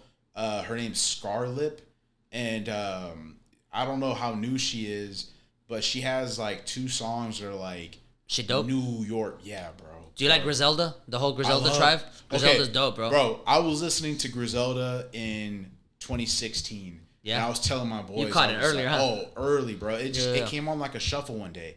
And I was like, I was listening to Benny the Butcher first. Yeah. And I was like telling all my boys. Bro. Conway is my favorite out of the 3. My issue with Conway is that I feel like he drops too many projects. Like, within a year, he's dropped like 3 or 4 projects. That's kind of impressive, though. It's great. It's fucking amazing for someone who loves to like listen to rap, and like, you know, that's all I listen to when I'm at the gym or on the way home, whatever. That shit makes me not want to go to Buffalo. That right? That shit, I'm like, bro, that's too gritty. Like, you know what I mean? Like, fucking Conductor's killing all them beats, bro. Whenever Conductor and Drake made that 8 p.m. in Charlotte, yeah, I was like, fuck, dude. And then he had Alchemist on that Scary Hours Part 4. Yeah. That's the Drake that I feel I wonder like how he felt about Alchemist doing Meet the Grams. Alchemist fucks with everybody though, man. He's been You don't think he's gonna use it against him? Nah. You don't think he's gonna be like, bro, you might about my fake daughter, bro? Look, Drake he's a sensitive guy. I mean, his raps tell it. His music tells it. He's sensitive as fuck. He's sensitive, so he might take offense to it. He might. Yeah. I think Drake simultaneously has some of the funniest lines that I've ever heard. Yeah. And while also having some of the most that's the most bitch shit that I've ever heard in my life, bro. Like Marvin's Room, I think is the biggest bitch song. But it was a fucking hit. It was, but it just even when it was out, I'm like, imagine laying next to your girl. And just imagine laying next to your girl, and she gets a call from her ex at 3 a.m. and the only thing that he sees she because you guys have a healthy relationship, so she plays the voicemail. Yeah. Like, what the fuck is this dude calling me for right now? Haven't seen this dude in months, and like, I'm just saying you could do better. Like, bro. Clown shit, bro. Like, you would look at your girl like, is he serious right now? Like, he's the ultimate, like, he just left the strip club too. Like, you're just like, that's the most bitch shit ever, bro. Like, that's you know what I mean? Simping on a whole other level. A whole other level. I remember when to say that, like, I would never call my ex, even if I felt that. Yeah. I would never call her knowing that she's laying next to dude, and then be like, I'm just saying you could do it better. Like, bro, what? If you don't hang up the fucking phone right now, dude. If you don't fucking go to IHOP and get fucking sober up, like, what the fuck are you doing? Go to Waffle House. Like, it's the ultimate. Like, for me, I'm like, bro, this is simping. It's just so crazy, bro. That's a different level of simping. 100%. Yeah, but he also has like when him and 21 came out with Major Distribution. Oh, that line, I showed it to you, right? Like, that line that he has where he's all like, you say I'm persuasive, but you can't spell that shit for real. Oh. I'm like, oh, bro, that's so good. That's so good. I love that shit. I'm like, bro, I wish I could. I got a girl, but if I was on some fuck shit, I would love to say that to like the like fucking random hoes I'm fucking with, bro. I'd like, especially if it was true. I'm like, damn, dog. Like, that's the kind of bitches Drake is fucking with. That they're trying to get the Wi-Fi password, and he's like, you can't even spell that shit. Like, imagine, bro. That shit's crazy. That shit made me laugh the first time I heard it. I can admit that Drake has both like really corny lines that are just cornball and goof on like a whole different level. Goofy. And then there's some bars where I'm like, damn, that was hard. Yeah, like there's some bars that are hard, during bro. Push-ups when he flipped the Michael Jackson Prince thing. Oh yeah, what's a prince to a king? Yeah. Yeah. I liked on Family Matters when he goes, I did the Kim to it just to skim through it. Oh, I was like, oh, that's fire, dude. That's fucking fire. Yeah. I was like, that was it, because it's so quick. It's so quick, and it like leaves you so quick. I did the Kim to it just to skim through it. I'm like, oh man, that was clever. Kendrick made the smart move on dropping right after. Yeah. Because if people had really sat there and like let that song kind of sink in and really listen to it, the song's good. That song ends any other rapper. That song is good. But Kendrick is different. Like, that's my whole thing is like, I don't think either person walks off as a winner. I think they both have scars from the battle. I think they both have now questionable allegations because they dug up a lot of shit on Kendrick. They pulled up old interviews from the alleged beating of his wife, and then they pulled up a lot of questionable shit. So like they leave. I don't think anyone won. In my honest opinion, and that's just. I mean, from here, I don't think their bag is affected either, though. Oh, although I do think that if Kendrick drops within the month, like an album, that'd be the smartest thing. That'd be the smart. He would be number one immediately. Yeah, and then especially if he, instead of being Lyrical Miracle, let me talk about like some deep shit. Yeah, just makes like Damn again. Yeah, you know what I mean? Damn was a great like. album. Man, I think it'll be off the. Yeah. I think we talk about that all year. I think we talk about him all year. And if he throws in some jabs at Drake at the same time, that's I don't even think that's necessary. It would be funny. I think if he references the beef, but not Drake. Okay. I think if he references like bro, just walked out of this, blah blah blah, like, you know what I mean? Yeah. But like doesn't talk about him anymore. I think it does the job just fine. But if he can drop another like damn kind of album, we talk about him all year. Yeah, we talk about him all year for sure. The funniest thing that came out of this was like Kendrick and Drake, not Kendrick, Cole and Drake saying like he doesn't have any classics. I was like, that's rough, come on, bro. That's like, rough. That's rough. I mean, but even Kendrick said that about Drake, that he doesn't have any classics, and I'm just like, that's rough too. I think that's just like a general like that's diss. rough like too. you don't have no classics, but when they in reality they both have 2 or 3 classics. I was part of the group that believed that for a long time that Drake didn't have any classics. That's crazy. But it's because I'm thinking about, this goes back to the culture thing. This is why Kendrick's angle is so amazing. I think Drake has classics because there was a whole bunch of people that are not from black culture that fucked with that music heavy. Okay. I think Drake doesn't have any classics for black culture. Does that make sense? And I always look through hip hop through black culture. So when I think about So Far Gone, and when I think about maybe even Take Care and Nothing Was the Same, I'm like, oh, these might be classics, but they might be classics because like suburban whites was listening to this shit. Heavy. You know what I mean? People that idolize black culture. But like black people as a whole, black people fuck with Drake, but I'm just saying as a whole, like, does Drake have a Reasonable Doubt where like the black community was like, we're championing this shit? For sure. Does Drake have a Good Kid, Mad City where again like you have this championing of like, this is our story? He doesn't have that. Yeah. He has a fuckboy anthem. He has fuckboy albums. That's all his music. He has albums for the guys that are like, I just like bitches. Yeah. And I'm confused about whether I want to like be a dependable man or not. Yeah. And because I can't help because I love strippers. Like that's his bag, you know? So if you go in that route, I'm like, oh yeah, he's got classics. He's got undeniable albums that people went crazy for. So yeah, in that sense, he's got classics. But black culture, does he have classics? That's where I'm like, ooh, I kind of get it.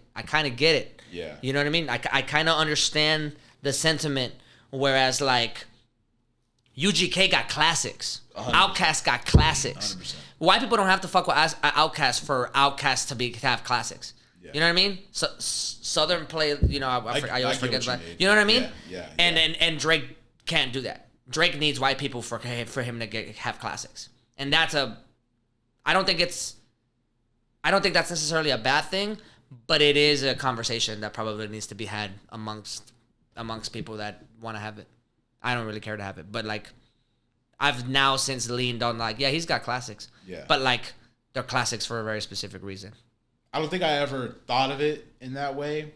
I mean, I viewed it more as like, you can go by charts, right? And you can look at the charts and see every one of his albums has been on the charts for fucking hundreds of consecutive weeks, right? Yeah. Consider still, that classic. Yeah. To this day, still. But if you're looking at it in that perspective, that's something I hadn't thought about. Yeah. Mainly because think about Food and Liquor. Like Lupe Fiasco's got a undeniable classic. Yeah. Food and Liquor is a classic album. Sure. Mobb Deep, Infamous is a classic album. Nas, It Was Written. It's a classic album. I'm sorry, not It Was Written. Oh, I mean, I think It Was Written. It was a classic album. But Illmatic, like, it's a classic album. He doesn't. Those albums don't need anybody but the black community to think they're classics for them to be classics. Sure. The Miseducation of Lauryn Hill, classic.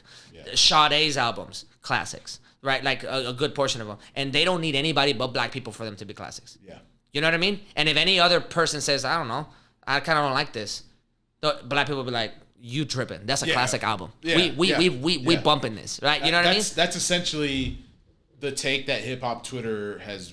Right. Always kind of had is that, you know, it doesn't really matter if it's not a classic to you, but this was like this is for us. This is for us. And so I think that's why Not Like Us was such a hit. Oh, bro. And the West Coast needed one. Yeah. And the West Coast they haven't had that kind of a hit for a minute. Yeah. The West Coast needed that. You know who dropped a good album this year was Schoolboy Q. Schoolboy had the great album. I think that was in conversation before Future dropped his We Don't Trust You. Yeah. I think that second half, that We Still Don't Trust You, I don't think that was a good album. I think that We Don't Trust You was like from top to bottom like fucking great. We Don't Trust You was pretty dope. Yeah, We Don't Trust You was such a great, but Schoolboy Q had such a great album. God, Schoolboy fucking was killing that shit, bro. Schoolboy Mute, man. I started listening to him at bro, the same time. My Delete Later was great. My Delete Later. See, my thing with minus Cole, 7 minutes, like My Delete Later was great. It was great. I think my thing with Cole is that like he doesn't have the like replay value, right? Like, a lot of people say that about him. Like I'm not gonna go and put like For Your Eyes Only or like For Your Eyes Only is probably his least acclaimed one. Born Sinner was the name of the album, right? No, Born Sinner was, that was a great album. One. Yeah, that was a great album. But I can't go back and listen to like any of his new stuff. Like My Delete Later might be the only thing that I've listened to him in repeat. Trey the Truth and Ibiza is amazing. Yeah, KOD was good, but it was like a moment. The Off Season was a great album. So Off like, Season was tight. There's too. like I can go and put like Mac Miller on. I can go back to like Mac Miller got classics. To his very first mixtape, or I can go back to Swimming, and I can go to Circles. I can go to Divine Feminine. Like Mac Miller got some bops, dude. Oh, my hot take is that had he not passed, I think we would have seen one of the greatest artists. Mac Miller would have been what Post Malone's trying to do. Better. Yeah, that's what I'm saying. That's what I'm saying. Yeah. I don't think that. I like Post Malone. Yeah, Post is tight. I don't dislike him, but he's like here, right? But Mac, the way he like transformed his music from like Kids was a mixtape. Like I was bumping Kids. I was bugging Kids in like high school. Yeah. High school bus on the way home. I was like. You know what I mean? That like, was oh god, when it dropped on Dat Piff, I was like, holy shit! Bro. Like everything from there, bro, was an evolution, and maybe it was meant for him to kind of Objects in the Mirror is like classic, bro. Maybe he was meant to evolve and then end at Circles. Maybe that was like the path that he was supposed to take. I hear from people that were in sessions with him during that whole process that he was getting ready to keep leveling up. I can't even imagine. Yeah, he was on some shit, bro. Like, yeah, Mac is dope, bro. I think that's a student of the game that never did what they're claiming Drake did. The whole culture thing. That that's what I'm saying. Yeah, he stayed true to hip hop, and it was like, and then when he went into like the jazz and like the soulful music, it was like, oh man, I think that's the only artist that I ever actually cried when they died. Oh yeah. Damn, bro! I cried for Michael, but I was like young though. I was fucking like. I cried for Prince too. 8th grade or something like that. But that's the musician in me too. Like Prince was like Prince is like the next. Prince is it for me. So I'm like, fuck, man. I think the reason I felt so emotional about Mac, and even till this day, that like there's days where I'm like driving and I'm like, fuck, man, Mac, bro, he would have dropped some crazy shit during the COVID lockdown. He would have dropped some crazy shit now. But I think I get emotional about it because it's like I saw him from when he was like Easy Mac. You watched the progression, yeah. Yeah. You watched the evolution. To Circles, and I was just like in awe. And I'm glad that they did him, like they did him right by not dropping like a rush project with Circles, because that Circles album was just like beautiful, bro. It was like, yeah, I think it's even more tragic with Mac because it's very clear throughout the like, not only that you watched him grow, but then you also realize that while you're watching him grow, his pain never subsided. Yeah. So it makes it even more tragic because of the way that it ended. You realize that like even though he was creating what some people would call masterpieces of his work, right? It wasn't alleviating any of his pain. No. So it makes the work even more transparent into what he was thinking, and more like the gravity of his work means more because of the fact that it's more tragic, not means more. The gravity of his work is more tragic because you never got to, because you know that while he was making it and giving it to you, to us, he was in pain. Yeah. Yeah. You know what I mean? And that's rough. That's rough whenever you you get with an art, get that close to an artist's mindset like that. Yeah, and that it was tragic because you can hear his like cry for helps in a lot of his album. Yeah, that in Good AM in Godspeed, he talks about like, my fear is one day you're like, you know, my boys are gonna have to make that call to my mother and be like, yeah, you know, he passed, he OD'd. You know, and then we wish we could have helped him sooner. And that, like, listen to that, like, right after he passed. I was like, this man, like, he always talked about the 27 Club, and, like, that's a whole fucking weird thing on its own. Yeah. But I was just like, God damn. Objects in the Mirror hits different after he dies. Yeah. Dude, everything, bro. I think that's the one artist that I wish, like, had he stuck around, I can't even imagine the kind of music. He said he had Post Malone said he had an album that he was working on with him. And it was like they were talking about it.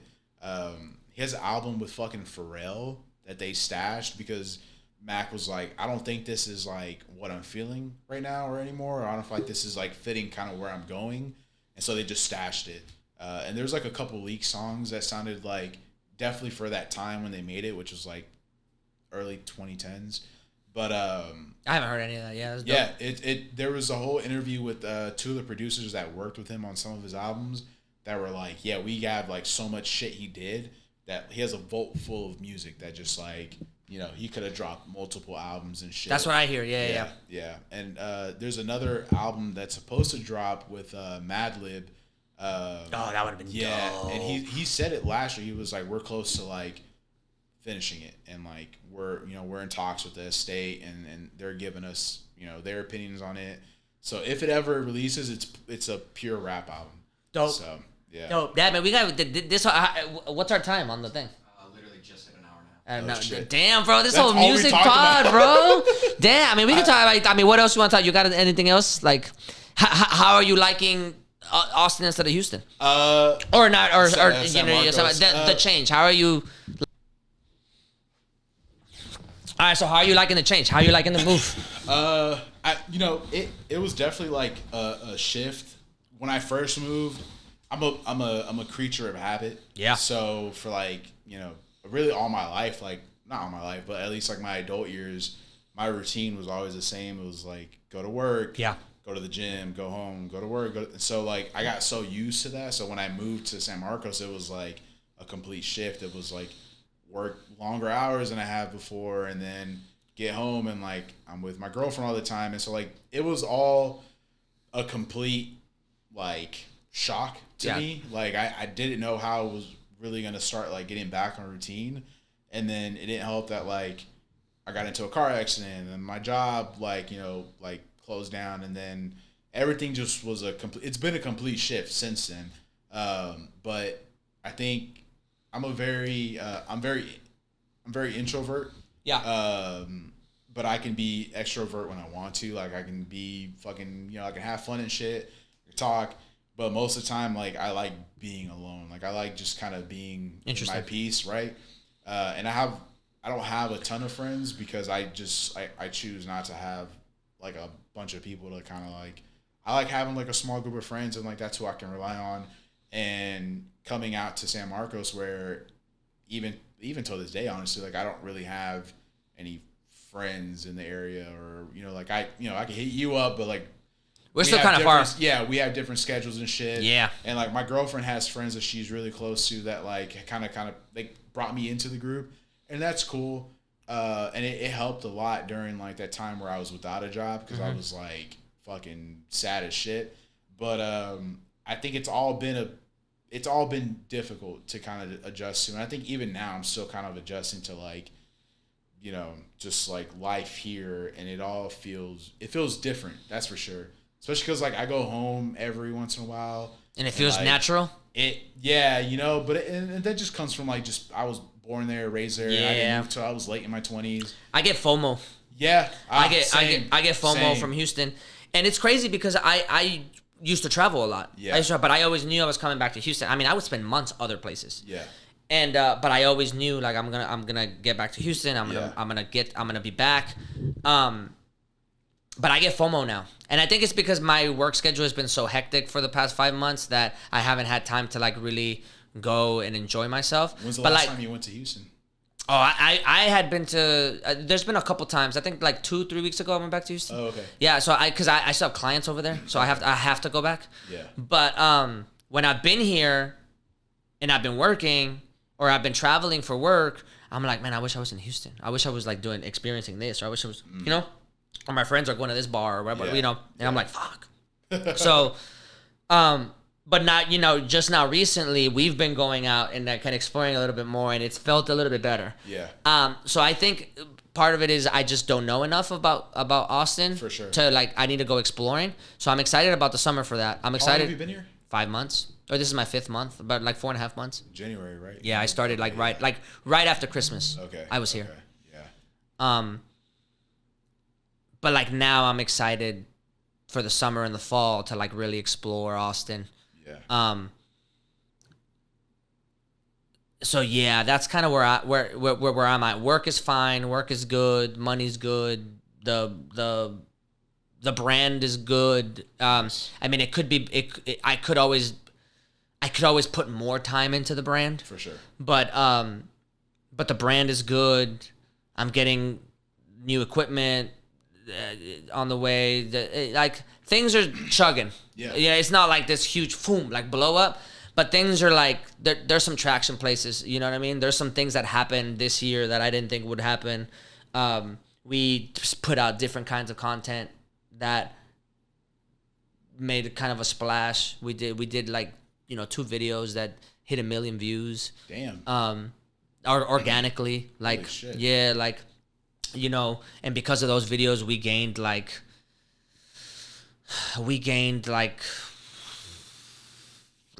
7,000-8,000 followers. Wow. Yeah, so it's been Holy shit. It's been like a small chugging along. Damn, dude. Yeah.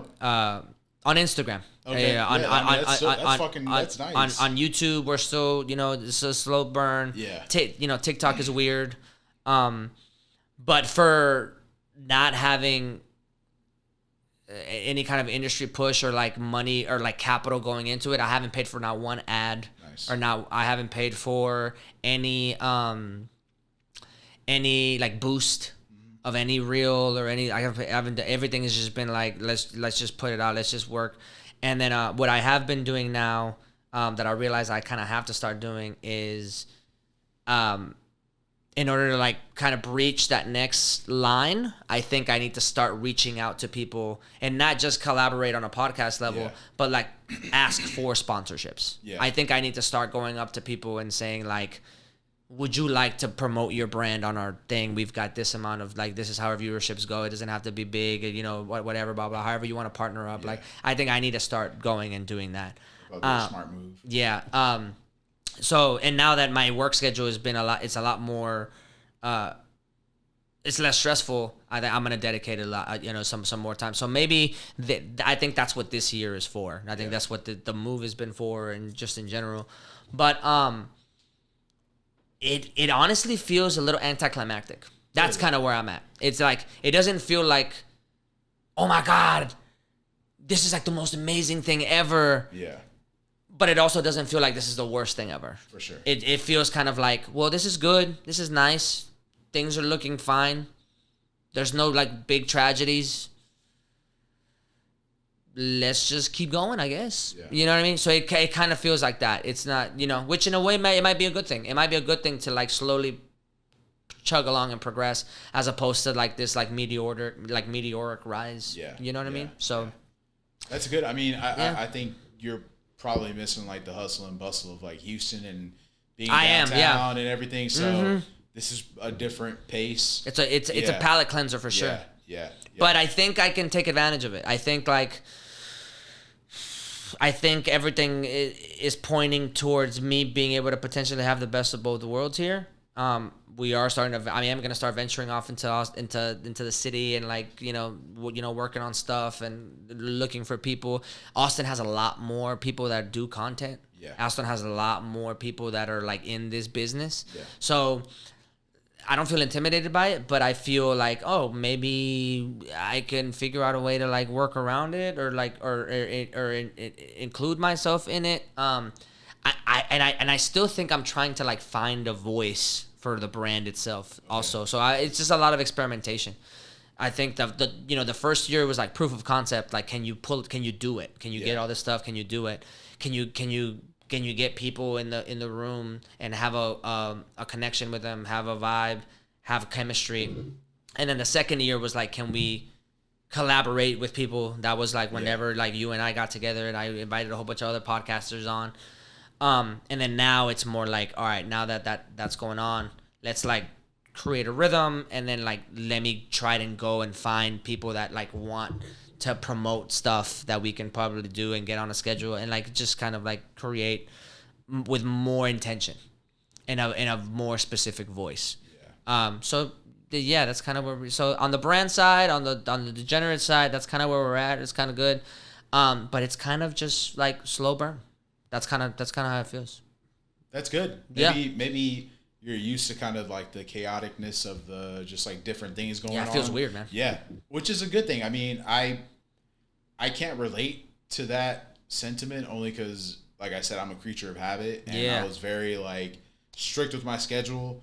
But during that process of like moving and like just like traveling with the last job I had and everything, and like it was definitely difficult for me to kind of adjust. So I guess I understand how you're feeling now. I think that I'm kind of settled in. But my FOMO comes from like me and my family are really close. So like my sister and her husband go over to my brother and his girlfriend's place like all the time. All the time. They live like down the road from each other. Damn. Always doing stuff. Like my niece just got back into town. Well, my brother, I call him my brother, but he's my nephew. But he's like 30 something, so he doesn't like for me to call him my nephew. Yeah. So I call him my brother, and then his sister, they're both older than me. But anyways, they all like, she just got back from college, so now they're all there all the time. Yeah. And then what's it called? Like my friends were hanging out more, and it's like that's where I start to feel a little like lonely over here, where I'm like, fuck man, like I wish I can be in town. Like this past Saturday or yesterday.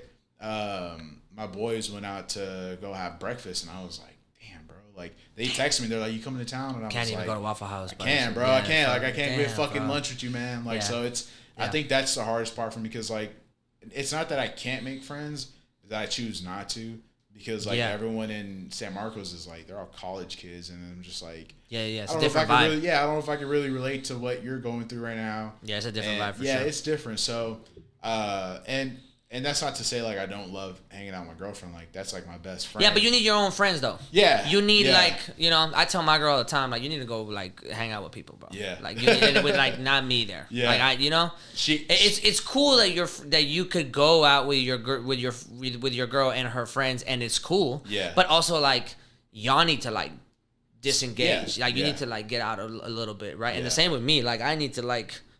You know what I mean? Sometimes I'll go out by myself. Yeah. And I'm just like, I just need like to have a drink and like, take some photographs and like think about shit and like whatever. Or, like sometimes I just need to like kick it with like other people and just I think it's necessary, bro. We need our own space. Yeah. And nowadays in the content community, like you say shit like that and people like go like that. People's takes on relationships online is wild, bro. I don't listen to it. Fucking crazy, bro. Yeah. Fucking crazy. I've like again we've been trying to find our voice, right? Yeah. And the good thing is that we've dived into certain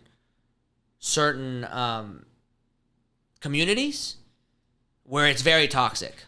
And we've like tried to like put our own 2 cents, and we've dived into that kind of like content where like we talk about relationships, bro. The things people be saying on that shit is crazy. The amount of like hate you get online just for like your take on the way that you want to like you have a relationship and shit is wild. But and we've also started to dive into the Hispanic community, like leaning into our Hispanic heritage and shit like that. And that's worked out really well. One of our videos that we got 1 million on has been about that. It's been like a little short, like a minute short film kind of thing. Nice. So it's like a very different kind of content. Again, trying to find our voice, trying to find our brand. I kind of really wish I could do that like full time. so that I can get other people and like bring them in and like be able to pay them and be able to like create a movement. Yeah. But because of entering into different spaces, bro, like the communities online are wild, bro. Yeah. It's insane. It's insane, and I'm just like, bro, it's a tough game out here.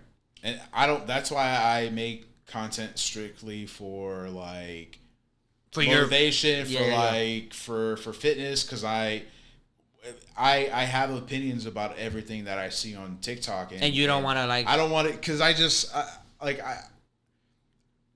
don't want to involve myself in stuff that I feel like I should probably just stay out of, because then that's where it gets messy. Obviously, for views is great, but I rather, yeah, but then you have to like you're gonna come to a point where you're gonna read the comment. Yeah. Read a comment. Yeah. And you're gonna be and it's gonna be engaging enough that you're gonna be like, I want to say something about this. Yeah. And that's how the rabbit hole starts. Yeah. You know what I mean? I've had to tell me and my siblings, like, we're just not gonna comment on that. We said what we needed to say. If we need to speak, if we want to talk about it again, we'll talk about it again. But we're not gonna talk about it again because they're talking about it. Yeah. You know what I mean? And it's hard. It's difficult. And because I'm heavily opinionated, so I got opinions about everything too, and I don't mind having those conversations either, because I know that I have good intentions. I know that I'm not trying to be malicious. Yeah, I know that I'm not trying to put down people. Yeah. But also, like, people out there are making content deliberately trying to rile people up. And if you do that to me, I'm gonna call you out for trying to rile me up, not because of the content. You know what I mean? No, I get that. Even though I don't agree with you either. Yeah. You know what I mean? Yeah. This is an election year, so it's finna get crazy. You know what I mean? Oh, fuck. It's finna get crazy out here, bro. Battle of the lesser of evils. Of insanity, yeah. And I for one am not looking forward to this shit at all, dude. Craig's not gonna vote. You're not gonna vote? Hell no. It's like there's pros and cons to that, right? Like, you at least don't feel like you're the reason why someone was chosen, but you're also the reason why somebody wasn't chosen. Yeah, exactly. So I'm neither left or right. And there's no winning even if you do get it right. Like, even if the guy that you want in the moment wins, because if 2 years from now they do some fuck shit, you're like, fuck, I did this. Like, you know? Yeah, I voted for Biden the previous election, and You don't have to say if you're gonna vote or anything. I'm not gonna clip it. I'm not gonna clip it. I'm not gonna clip it. I promise you. I honestly don't know who I'm gonna vote for, because I don't care for Trump and his politics, and I don't care for Biden or his politics. Yeah. Going independent sounds fun, but it's also, we're in Texas, so it won't matter. It's a waste of a vote. Yeah. You know, it's not gonna. I mean, it might be a waste of a vote to vote for Biden also, but yeah. In Texas, it will. I fear Trump will win, and a lot of his comments about what he plans to do this second term are very concerning. And I'm just like, I don't fucking know, dude. If I had to, I would have to vote Biden. You know, because I'm too much of a liberal to be able to, in good conscience, say, like, I'm not going to vote for the Democratic Party, even though I don't like the Democratic Party, even though I don't like Biden either. But I've actually been very surprised with what he's been able to do in the past 4 years, considering the fact that he's the fucking zombie, essentially. I think that his the good he has done, and like those different, like... And I say surprised, I don't say impressed. Yeah. I'm not impressed by it because I would want more, but like, I'm surprised that kind of a centrist Democrat would be able to pull something like that off. But that gets bypassed because of his age and, like, always falling down, fucking tripping, like, just his lack of, like, his cognitive ability is just, like, it's kind of crazy, bro. It's gone. It's kind of crazy. I think that gets overlooked for sure. I'm not voting for RFK. That boy came out of the woodwork, right? It turns out he's taking more libertarians than he is Democrats now.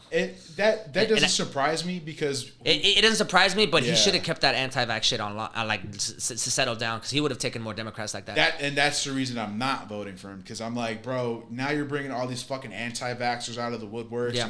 And, fucking vaccines cause autism. Like, what the fuck are you talking about? Yeah, bro? it's crazy, like, bro. The echo chambers are serious. Oh yeah, 100%. Fucking. I have multiple accounts on social medias so that I can follow the right wing echo chamber and then the left wing echo chamber, just so because I want to know what they're saying, right? And because I look at both, if I had to make a prediction, I think Biden takes it. I think Biden takes it. And the only reason I think so is because conservatives pour more money into social media than Democrats do. That's true. And I think it doesn't surprise me that more young people are turning Trump because they're the ones on social media. Yeah. They're the ones. But I also think that at the end of the day, those people don't end up voting anyway. I think those people say they will vote. Yeah. But I don't think they'll actually make it out to the polls. And I think that Roe v. Wade will be the deciding factor. I think the women that are not on social media, that are raising kids, that are in suburban, that are keeping families going, that are like living their life, high-powered, empowered women in big cities and even in small towns that are lawyers, that are just working, that are not placing their opinion online. I think they're gonna keep their mouths shut and vote in November, and I think they're gonna easily take it. If I had to make a bet, but it's also not inconceivable that Trump could win. that Trump could win. I find it more egregious that Trump could be in this much of legal trouble and still be allowed to run. That's the wildest shit ever. I find that I don't even find that troubling in the sense that because I don't believe it's a witch hunt, but I don't find that troubling in the sense that somebody could be in that much legal trouble. I find it troubling, again, as a society, that the political system will lend itself really well to that being an option. Yeah.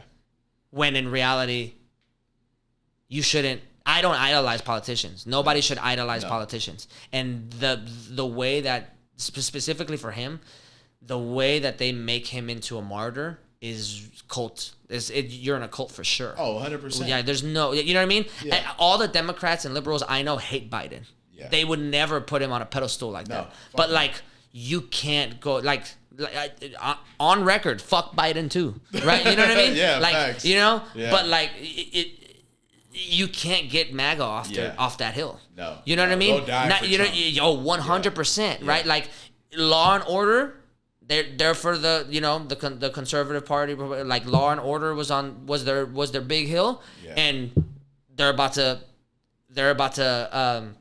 potentially elect the criminal.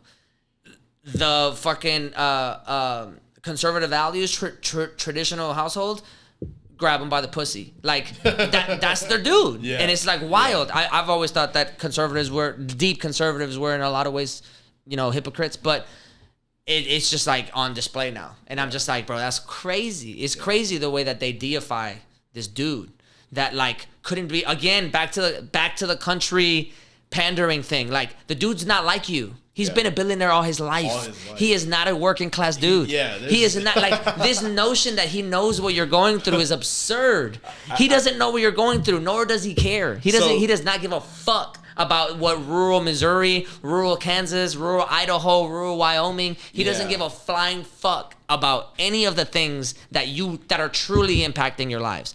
On a culture war level, he might share your views on trans people, or he might share your views on woke ideology, or he might share your views on pronouns, or on abortion, or whatever. But those are hot topics issues. Those are issues meant to rile you up. And on a policy level, on how it affects your wallet, how it affects your city, how it affects your roads, how it affects dude couldn't give a flying fuck. Yeah. And in the past 4 years, next 4 years, Biden or him, again, that's why I'm Biden has done more for your pocket right now in the long term than he did in the entire time that he was there. You know what I mean? He did the whole tax situation, and that's why. And now we're paying for it. Yeah, you know what I mean? And people were like, "What the fuck, Biden?" But although I have a small business, so I get to write a lot of shit off. Yeah. So I'm just I got away with it, a little bit. But I'm again, it goes back to these big things. Is that on a society, my big beef with politics is one, the lobby powers have too much power. Yeah. And then two, the American people don't school failed us in a lot of ways, but the biggest one is that school didn't really teach how the government works. Yeah. They've only taught you how the government was or what the government did.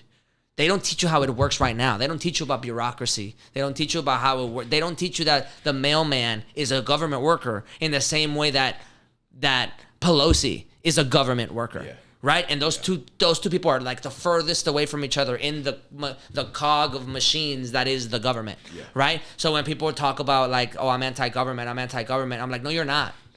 You're like you're anti-politician. Yeah. You're anti-politician. Like libertarians would say that shit all the time. You know, libertarians would be like, you know, I want the least amount of government as possible. I'm like, you're lying because you have roads. Even if you live in rural America, like big cities subsidize those roads. Yeah. You need roads. You need a fire department. You need public water. You need public electricity. You need a grid for your town to live in. You can't do that on a small town budget. Yeah. You can't do that when your town is dying. You can't get Todd from down the street to help. Right. Your town is dying, and you don't want to move because it's traditional values. When in reality, what you preach is pick yourself up from your bootstraps and move to where the money's at. Yeah. But you won't do that. So big cities have to keep subsidizing you. Again, you're not anti-government. You need the postman to come deliver your mail. You need the grid to exist so that you can get on Facebook. You need some sort of government. Yeah.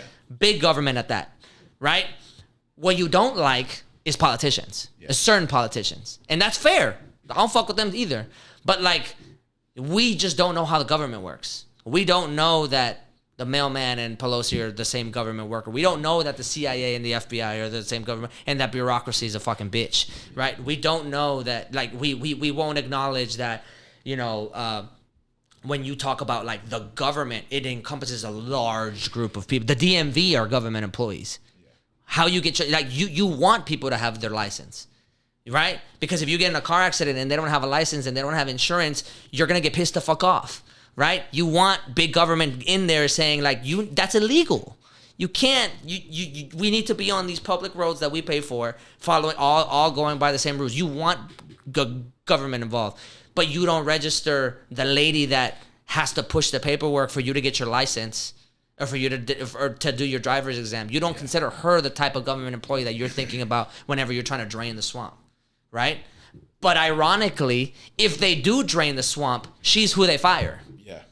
You know what I mean? They're not firing Pelosi. They're not. Even Trump didn't do that. Even Trump didn't fire Pelosi or get rid of like half the bureaucratic Democrats.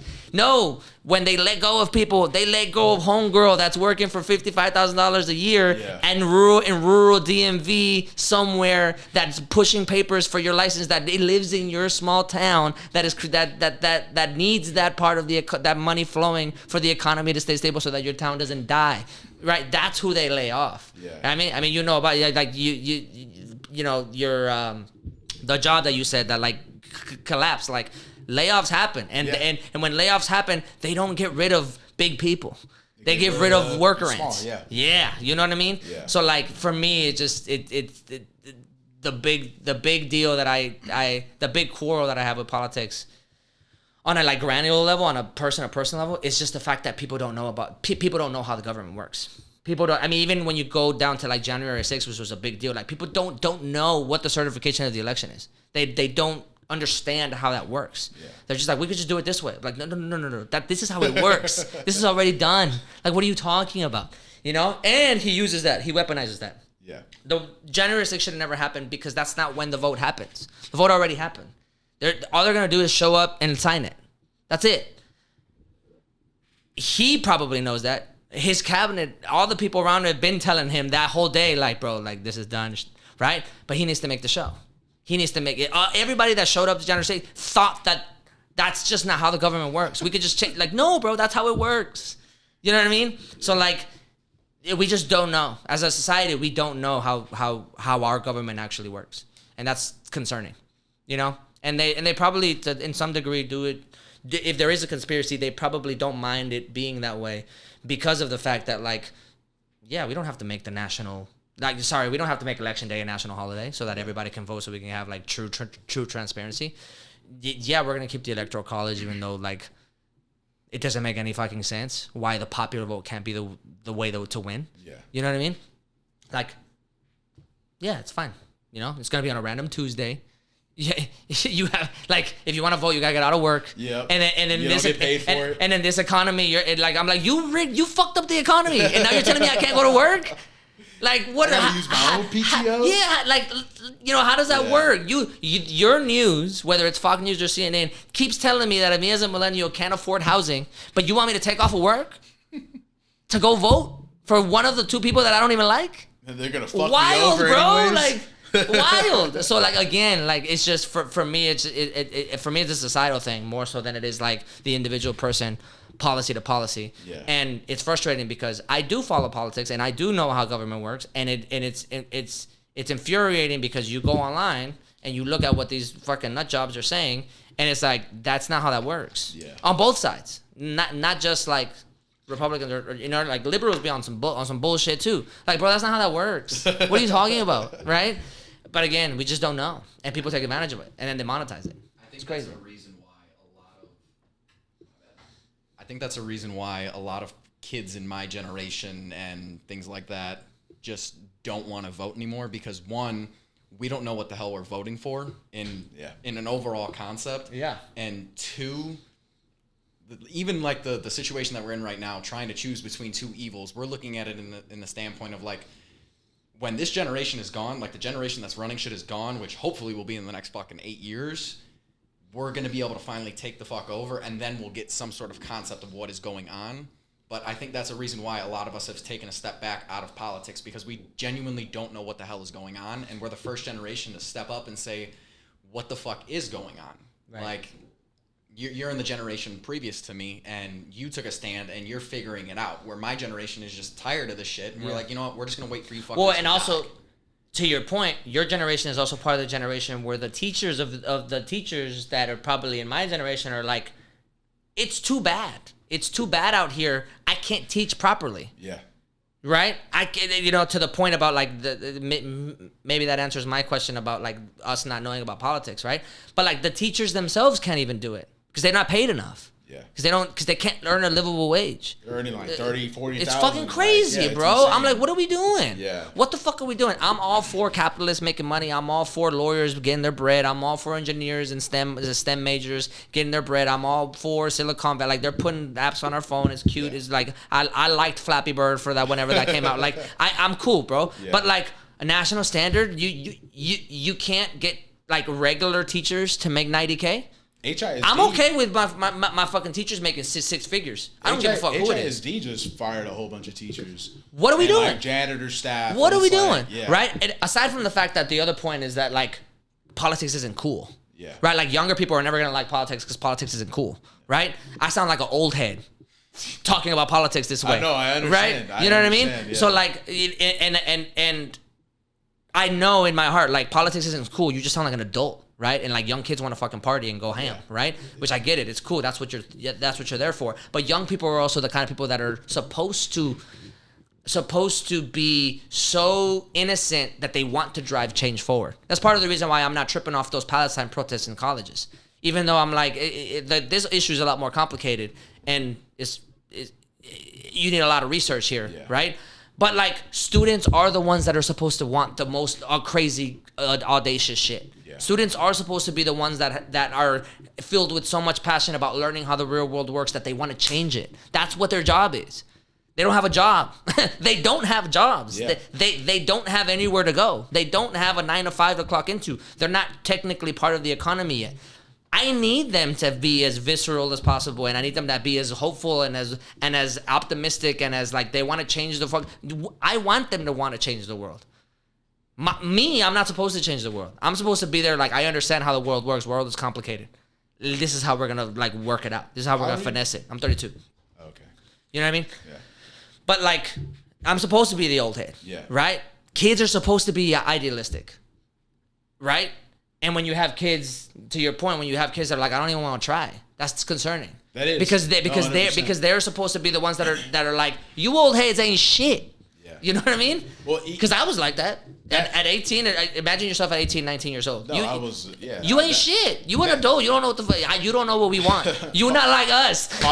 Politics was not on my mind. Yeah. But also, going back to the whole teacher thing, I mean, we're seeing it like live in Houston that these 100%. teachers are losing their jobs. These test scores are like the Horrible. worst in the fucking state, probably the country. Yeah, the education system in general needs a huge reform. But yeah, But it's also a bunch of other things. Is that a lot of the people who are our age are having these kids, and these kids are growing up in elementary, middle school, and these kids don't know any better because their parents don't know any better. Yeah. So it's all going to be... Yeah. And it doesn't help that these teachers aren't getting paid enough to fucking teach these kids. And it doesn't help that these kids don't want to fucking be taught because they're shitheads. Yeah. So it's really this in-between of, like, the current 20-year-olds to, like, me that are actually probably going to be the difference makers. Yeah, hopefully. Rather than the ones who are coming after who are shitheads and probably aren't going to get their shit together because our fucking education system is not helping them. Bro, so like, I couldn't agree more. It is their responsibility, like you said, to be those changers and to dream big and obviously want to, like, I'm all for the protests that they're doing. Like, that's great. Yeah. But it's obviously not getting the spotlight it needs. Like, I only see it when I'm on. Well, to double down on my other point, those kids don't know how government works. Yeah. So they're being as loud as possible, but it would be great if they were as loud as possible and they were also contacting people that have in certain rooms that can make shit happen, because that's how politics works. But at least they're doing it at, like, these major campuses. Yeah. Where you have a higher probability of having some type of voice there than if they did it out at fucking HCC or some bullshit, you know? Yeah. So, like, the power is at these big ones. It's just a matter of how they use it. Like, destroying the building is not gonna... Bro, like, I'm all for teachers making six figures. Yeah. I'm like, bro, why not? I could give a fuck if that fucking fighter jet, if we don't get another one. I can give a fuck if we just don't have fighter jets. Cool. I don't know about that. I'm okay with having the number one army in the world. I'm okay with that. Sure. Yeah. But right now, the number one army in the world is paying $400 for toilet paper. Yeah. What? Because they're inflating costs, because they can. Because the fucking industrial, I'm over exaggerating. I'm exaggerating. Like, I don't know the exact numbers, but I know that they're overpaying for shit that they shouldn't be overpaying. 100%. Right? Chicken should not be fucking $17. Yeah. And I'm like, what are we doing, bro? Like, you can shave some of that off and cut down on some of these private contracts that you give some of these military contracts to some of these private companies, and fucking pay teachers what they're supposed to get paid. Or all this money we're sending to fucking Ukraine